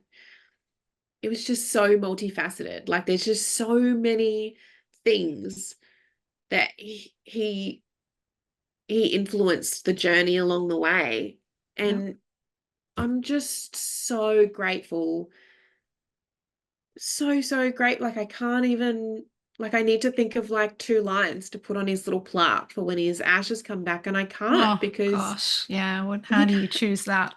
I can't, like, I can't, I'm trying to explain to my partner, like, I can't summarize him. Like, it's not that kind of dog. Like, it's not the kind of dog where you're like, we loved you, buddy. Like, like, it's just, it's a really different sort of, I don't know what other people go through, but um yeah, I feel it's kind of weird. Like, it's a kind of weird um feeling. Definitely, like, definitely thinking about his last moments. Um, that makes me really sad. Yeah. That's hard. I didn't know that I would think about that so much. And then I look at pictures and think about all the cool shit he used to do, all the sports we did and all the cool stuff, especially when he was younger. I like the pictures of when he was younger, the pictures of like him older, like, he's still my dog, like, and I love him, but the pictures of him when he was younger are like, they're my favorite, like Yeah. when he was in his prime. Yeah. Um, I think like the senior dog thing, they're hard to look after. They are hard to look after. They require a lot more care. And advocacy, and I was always having to make sure that the other dogs weren't playing rough around him and that sort of stuff, um, which was easy enough because he was always hanging out, he was always by me. um, but things, you're watching them deteriorate, and that sucks, and that is, and I always said, like, to everyone, like, I don't care if he has to go earlier than what he could, because I let him swim in the dam, because when he's 13 years old, like just on Sunday, he's just like running around, like Yeah, having a his good version of time. running in front of the goddamn buggy. I was trying to move my car because I dropped stuff up from the back of the house. Cannot see the bloody dogs under the car. I swear to God, this dog is just like ambling. Can't see him. And I'm like, move, move. And he's just like, la, la, Huh? la, la, la. And I'm like, if this is how you die, seriously, I'm going to be very upset. So get out of the way. And then, like, in the buggy, you can see him. So, but no joke, like, and I drive real slow. So because he's like doing his version of running, but I just drive really slow. So he thought he was keeping up with the buggy. He didn't want to go in the buggy. Nala sits in the buggy. Oliver and Sonny do not want to sit in the buggy. Kiki gets in the buggy. Staffy gets in the buggy.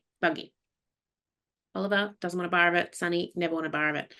Anyway, so like run beside it, and I like drive slow, being like, whoa, like, just so fast. And he'd be like, ah. So cute. But I never ever wanted it to get to the point where I had to keep him locked up. There was a couple of times like he'd get injured and I'd give him gabapentin, which has got a sedative in it as well. It's like a pain thing, and have to lock him inside for a day or two. But it's sedated, so he doesn't be Yeah, asleep. sleep Yeah. I never ever wanted it to be the case that he couldn't come out and run around with and us participate. Yeah. and participate at his level because he couldn't get up, or like, I never wanted it to get to that. So there were things that we did, like we were still throwing the toy, like, and he'd run after the toy, and sometimes the way that he would stop, he'd fall over and he'd be like, fuck, Like, he's going to hurt himself. That I had to make peace with, like, if the way he dies is because he chased that toy, who the fuck am I to say no? Like, that's what he wants to do. He wants to Mm. do that. And the person that suffers the most when he dies is me. So he's not gonna, like, he's at total peace now. Like, he's not wondering why his legs don't carry him around. Like, he'd be just standing and just sinking. Like, his legs would just be just bending, back legs. Oh, And I'd be like, yeah. where's your legs, buddy? Where's your legs? And he'd be like, derp. I'd be like, oh man.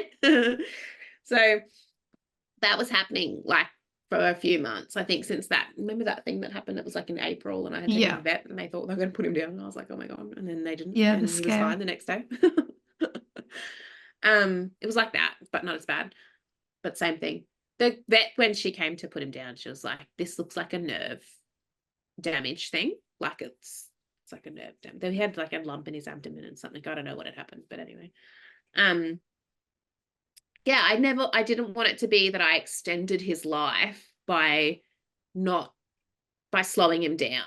Like, I wanted him to be in charge of what he chose to do. And I just navigated and advocated for him around our other dogs to make sure that they weren't jumping on him and stuff. Because they, like, Kiki'd bump into him and just fall over. So we had to, keep it Honestly, she'd really. bump into me and I'd probably fall over. Yesterday I was trying to hold on to her collar, and she's barking at the horses because they were playing up. They're like play fighting with each other. I think she just gets confused. She's been really good around the horses, but she decides she's running towards the fence, and you're just getting skied. Like, and I'm like, if you're not ready, you Yeah. have to be braced. If you're not ready, you're getting scared. I like to put my hand up so I didn't hit the fence. She's just like, she's just happy, Yeah. like, she, that sort of thing. Like, it's not that, but she is so strong. So I just had to be really careful that I kept, I just used my body to block and things like that, just make sure that they could see, like, hey, this is not your space, this is his space. Because they would just be looking in the other direction and bump into him. So, yeah, like, I never wanted it to be the case. If anyone's in a similar situation, which I know lots of people have had to put their dogs down, they're probably like, oh, yeah, we get it. And I know you do. But if anyone's approaching this time, I can't remember where I heard this. It must be, I don't know who started saying it or whatever, wherever it came from or whatever, but I've heard many, many people say over the years, if you're euthanizing an animal, a month too early is better than a day too late. And the whole point of that is that month that you were early, like, if you made the decision a month, because that's what you worry about. And I never I didn't really truly understand that. The other times I've had to put, like Bobby was like so unwell. Like, they were like, he's probably about to have a heart attack. Like, like, he's very unwell. He's not going to be okay. And Isabel was the same. Like, it was like, she's really, really unwell. And they're kind of like recommending it, but to make that call yourself instead of taking your dog into the vet, I like didn't, that was really hard. And I was saying to my partner, like, is this the right time? Like, what if he could be fine? Like, am I supposed to, what if it's like a treatment thing? Like, what if it's something we could treat in him? But even if you treat it, well, that's only until the next thing and the next thing. And at this age and at that quality of life that he was at now, I actually do not want to see him have one day at a reduced quality than that, because it was hard enough. It's been hard enough watching him over the months, but it's hard enough on that day. Like, I could help, come on, I'll help you out the pool and come on. And he doesn't understand why he can't do it. He looks like he got all shaky, looked funny and confused and stuff, uh, going a day too early or a month too early or whatever it is better than hanging on to them for yourself for another day or week or month where they've been suffering and in pain.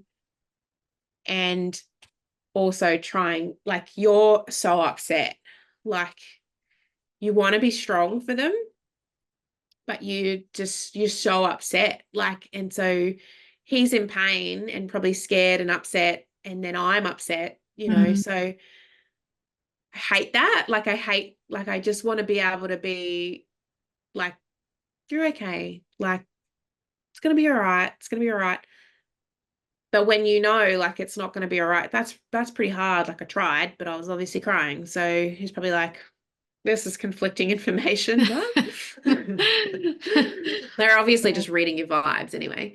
But yeah, like you just want to be so strong for him. And I knew that like if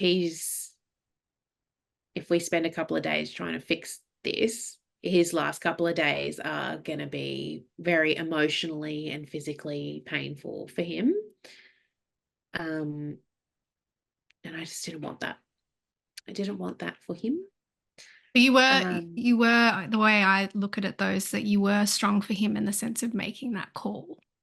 So even though there were tears, that was being strong, because that's the hardest part, it really to make sucked. that decision. It sucks. I can see how people drag it out. Yeah. Oh, You feel 100%. not only because you like love your pet and you're gonna miss them, but because you feel bad. Like you feel Yeah. like you're killing them. Yeah. Like it's fucking crazy. Like I felt bad for not treating it, even though I knew that's not the right decision here. Like that's not what's right for him. Like he's at his end of life. Like this is it. Like we were waiting for this to happen. Like it was, and honestly, I'd prefer, it must be so hard for people that have got the dogs that are still happy, but they just cannot move around because how do you make that call? I don't know. I don't know. I don't know. So, the pet grief and loss brochure that the Pets and Peace have. Um, there's lots of really cool stuff in there. And it's funny because it's like, you know it, but when you're reading it and you're like, that is exactly what we're experiencing. Like, and because it says stuff in there, like you might feel guilty and blah, blah, blah. And I'm like, oh, I did feel very guilty, actually. Thank you for acknowledging my feelings, brochure. Um, yeah, I recommend looking up some pet loss and grief stuff if you go through it, because it's even though like I say, like I understand grief, I know what the deal is, but when you're going through it, it's still helpful to have that. Um, I'm just focusing on so I've taken the week off of client work. I haven't let clients know. I'm still deciding what to do about that. Problematic. Uh maybe I could have seen clients this week. I don't know. I don't think it would have been a responsible choice because I feel quite emotionally fragile and unstable.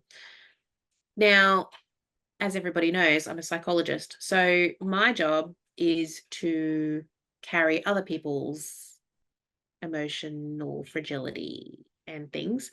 And some of the clients that I work with can be have like quite a bit of stuff going on, or um, maybe some moods and things happening for themselves. So I kind of need a bit of like my client group. I kind of need a bit of resilience as well. Um, to hold the space for some people because of the types of emotions that they experience.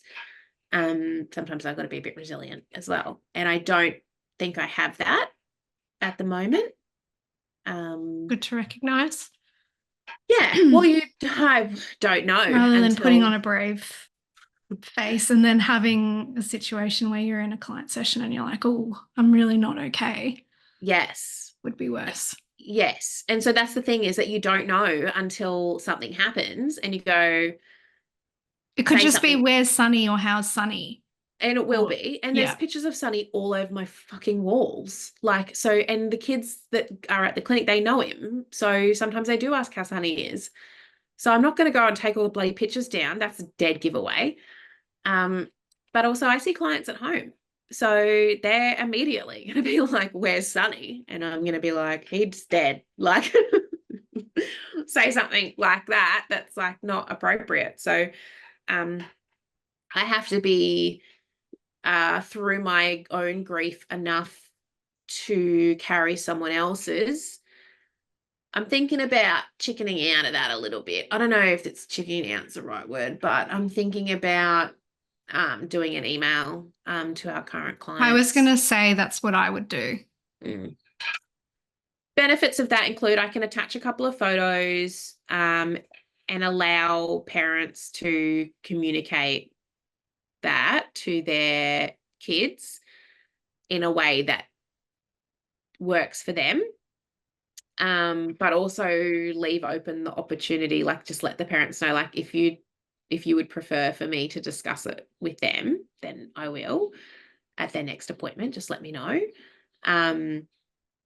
But I am the kind of person who likes a little bit of privacy with my feelings as well when I'm first feeling them. So I like to have a little bit of time to myself with my feelings before I have to engage with another person about my feelings, because I don't like to lose control. So that's why we're doing this on Thursday and not Monday. That would have been, yeah, a little Brutal, bit much. brutal. I was a mess. Yeah, of course. So I think like we're talking about Sunny now and I'm crying. So I can talk about Sunny and not cry, but then I could then I talk Yeah. about Sunny and I cry. I think that is just part of the grieving process, is it just comes up. Yes, but I have to talk about Sunny to my clients and I can't talk about Sunny and cry because the idea and the professional standard of psychology is that I can share feelings with people, but they can't carry mine feelings. That's a big no-no. So I can, like when Bobby died and that kid said that stuff and I did that post about it and it was like but I was ready. Like I was ready for that and I could hold the space for that kid. I just don't think I'm there yet. Um, for Sunny. And I have, because what's going to happen is all the clients are going to be sad, but they're going to be sad for me. So I have to be careful. Like Sunny wasn't a big part of people's sessions Hmm. and this later part of his life like he was when he was younger. When he was younger, and the other thing that happens is when you've got multiple dogs as well, is the human animal bond dilutes across the dogs for the clients. When you work with one dog, so I know this because I used to take one dog to one clinic. And so all the kids at that clinic saw that dog all the time. Um, those bonds were those human animal bonds I noticed were a lot stronger because I would do it, didn't matter what dog it was, I'd have another dog at this other clinic and same thing. Like it Hmm. was, I observed human animal bond to be heaps stronger and deeper on when there was one dog. When I started alternating days on dogs and clients were meeting, like there was multiple dogs that they had a relationship with, the relationship's still positive and strong, but it's diluted from Yeah. what I can see. I don't see the same level of human animal bond, which has been sad, because I know that that human animal bond was such a big protective factor. But I did see codependency on that bond from the clients, just like I had with Sunny when he was younger and I was younger. Um, so I see the pros and cons of having a very, very deep relationship with the therapy dog. I've seen that be quite special and amazing. But I've also seen the cons of it when I've had to leave Yeah. practices and stuff Mm. like that. And it is devastating for people. Whereas these spreading it out across multiple dogs, like I think my clients will be okay. Like there's kids that come here. There's a couple of younger ones that will be sad, But I don't think that they are going to be like totally shook, like, over so many animals here. Like, I think that there's that helps to dilute, which it has for me as well. Like, that's why I have so many animals. Like, that was a part of it, is because, like, it's the change to your routine when you lose one. So I'll talk about that later. But yeah, it's just different. Um, yeah. It's different losing one of your 5 dogs to what it is losing your one dog. I can tell you that right now. Like, it is a big difference, especially losing your most senior dog as Mm. well. Um, so yeah, I think the clients will be all right, but I think they'll be worried about me. Um, and we don't want that. So um, that's not how it's meant to go. So I just have to be mindful that I am okay enough to receive their condolences, because they'll give their condolences, of course, and they will be sad when they do that. And that's what can really trigger you, is when Yep. someone else Mm-hmm. is sad, and they're saying, like, we love Sonny and blah, blah, blah, all that stuff. The Um, heartfelt stuff. yeah. And that can really, like, it is triggering me right now. That can really trigger you. And I think it's okay, like, when that happens, if in this situation, this is uncharted territory, like, it's hard. We don't have a standard for this, but I think it's okay to feel sad, and share sadness, but I don't think it's okay. I think there's a line, and I don't Yep. think it's okay Mm. to become not okay. Because the rest of that's like going to be the first couple of minutes of your next interaction with the next, like, I don't know what my caseload is, 35 or people or something. Do you know what I mean? Like 40 people, whatever it is at the moment. Like, that's going to be the next couple of minutes of the conversation with those people. Um, and then the rest of the time, you're meant to be caring for them. So you don't want people to feel like they can't burden you with their stuff, Yeah, like, of course. because it's their session. Like, it's their session. They're here to get your support for them, Yeah. but they will want to offer their condolences, and they might want to talk about Sunny and things like that. But I have to care for their grief in that time, which means I have to be okay enough to do that, which means, when is that? When is that? Because I went to the post office on Tuesday to post stuff, and I was just walking around the shops crying. So it wasn't Tuesday. Yeah, I wonder whether also having something that's semi-prepared as a response might help take a little bit of the emotion out of it. So it's like you kind of know what you're going to say. And like, so I've been responding, like, so many people have reached out, um, messenger and stuff like that. And I've been responding to private messages. I haven't responded to comments, but I've just been responding and having conversations with people, and that's been okay. And I've been all right, but I've been, just depends. Like, sometimes I get tearful and sometimes I'm not. Um, and that's like, I've been handling that better than I thought I would. I'm handling the whole thing better than I thought I would. Like, and that's how I know that it was his time and his job was done. Like, his job was done here. Like, he did not waste one single day. We did not waste one single day together. I have not got one single regret And about that's a beautiful, beautiful his way to whole end it. life. Yeah. Mm. Oh, he's got a perfect record. Mm. Like, how special to have him go out like that, like, without, I don't have any yucky feelings about how old, like, his mobility. I don't feel yucky. Like, that's what I keep saying. Like, he had a good day on Sunday. Like, it was a pretty good day. Like, we've definitely noticed, like, well, we're seeing it decline.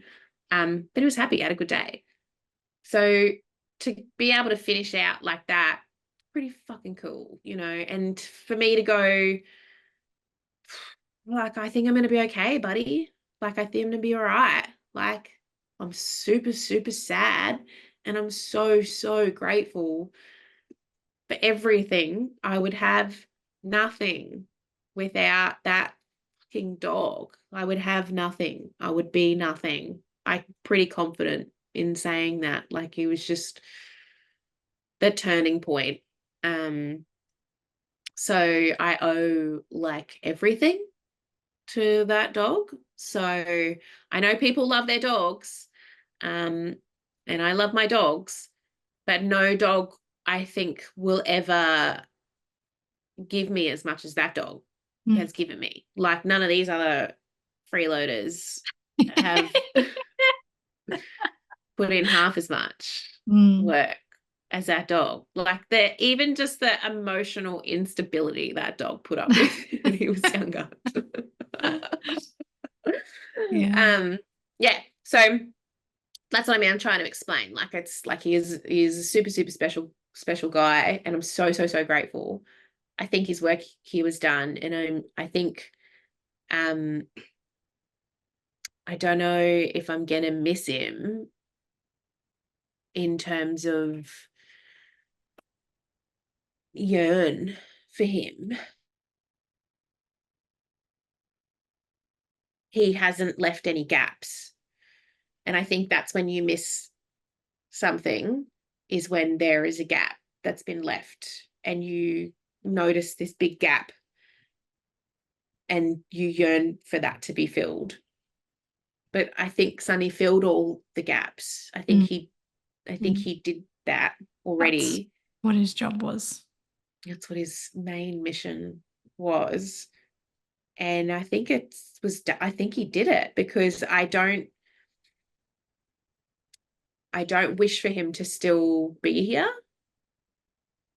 I am just super emotional about like the journey, and like, what a special, special dog, and so lucky, and I'm so grateful. And I don't miss like 13-year-old Sonny and want him to live here not being able to walk around properly. Like, but I don't know, like, the sadness, obviously, like, I'm so sad.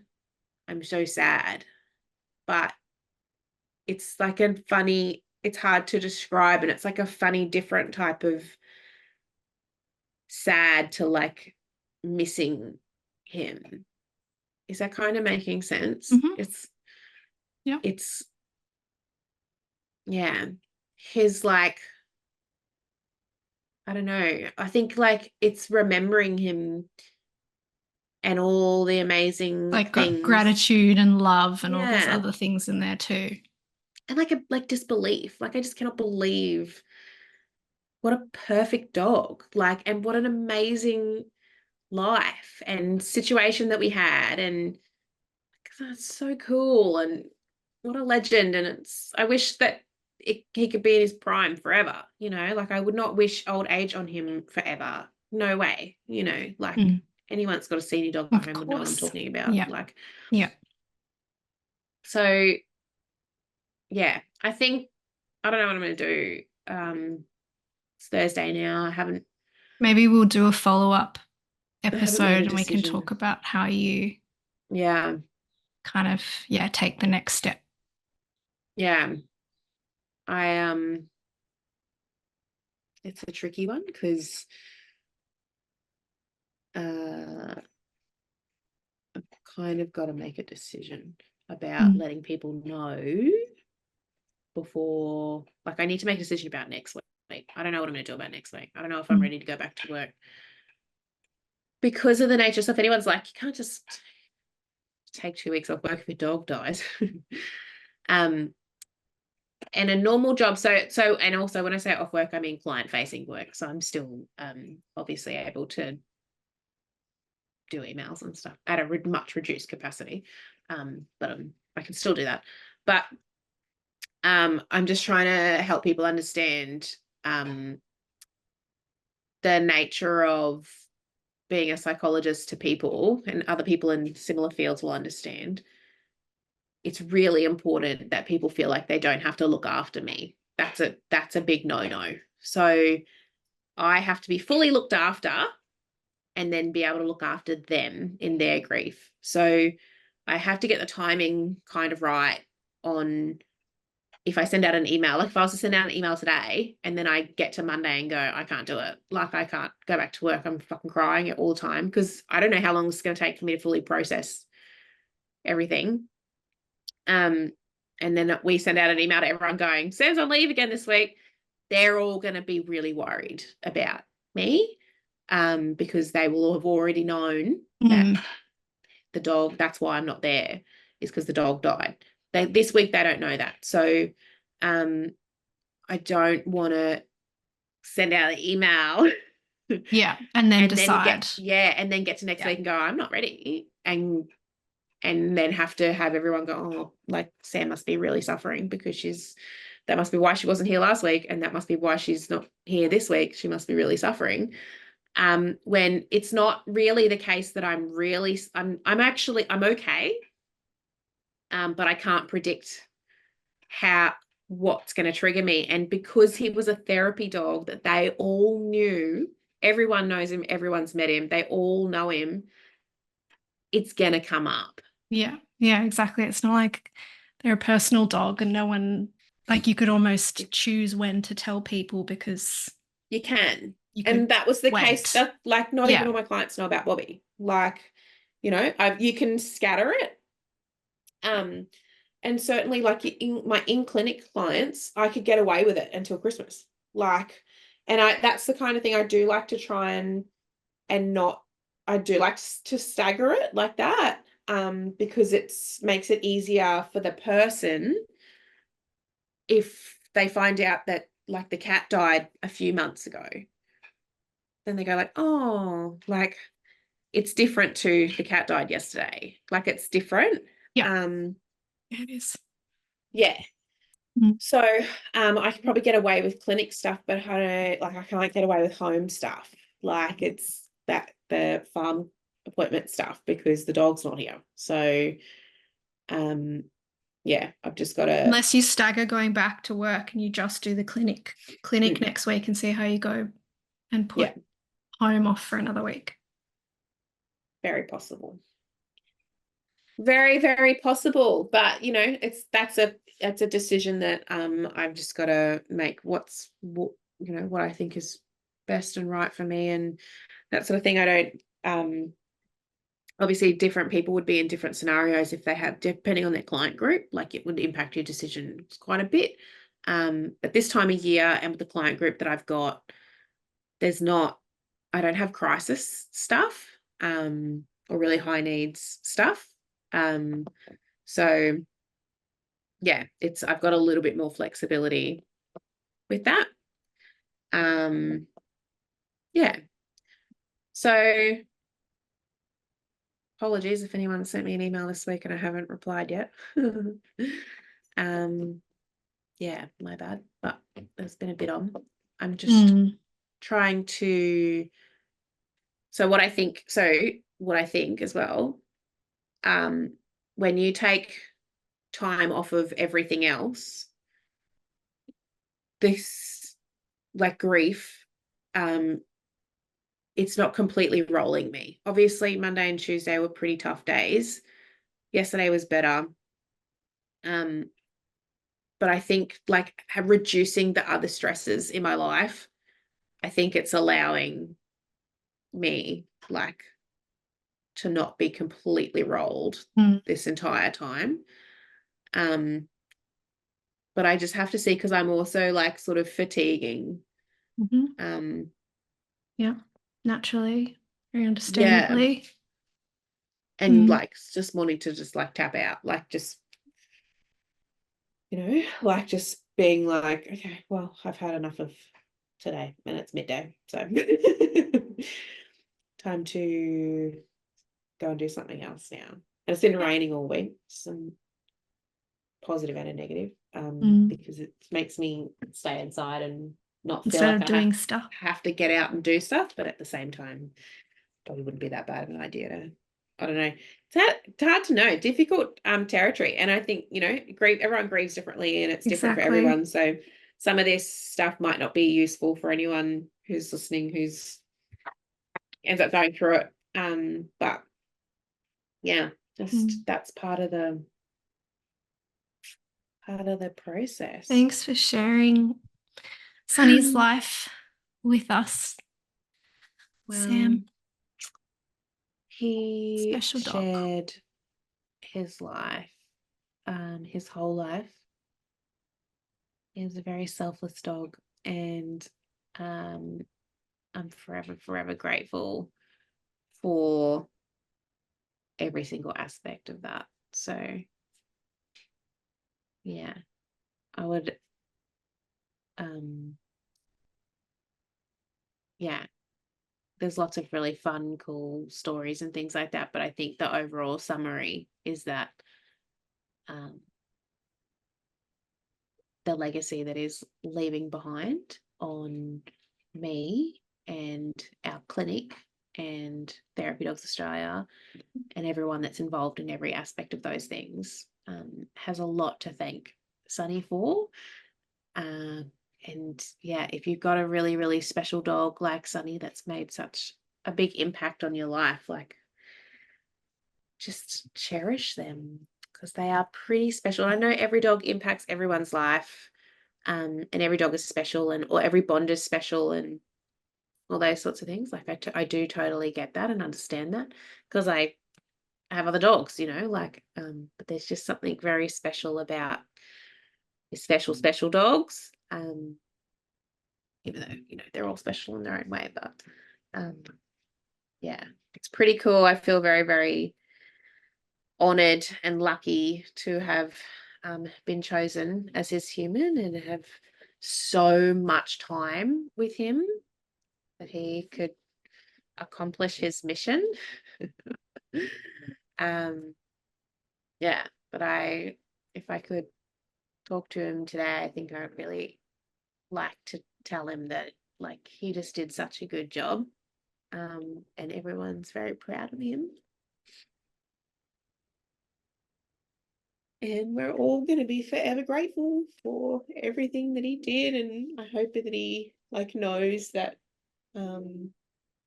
he was just super special. So, I think he knows that.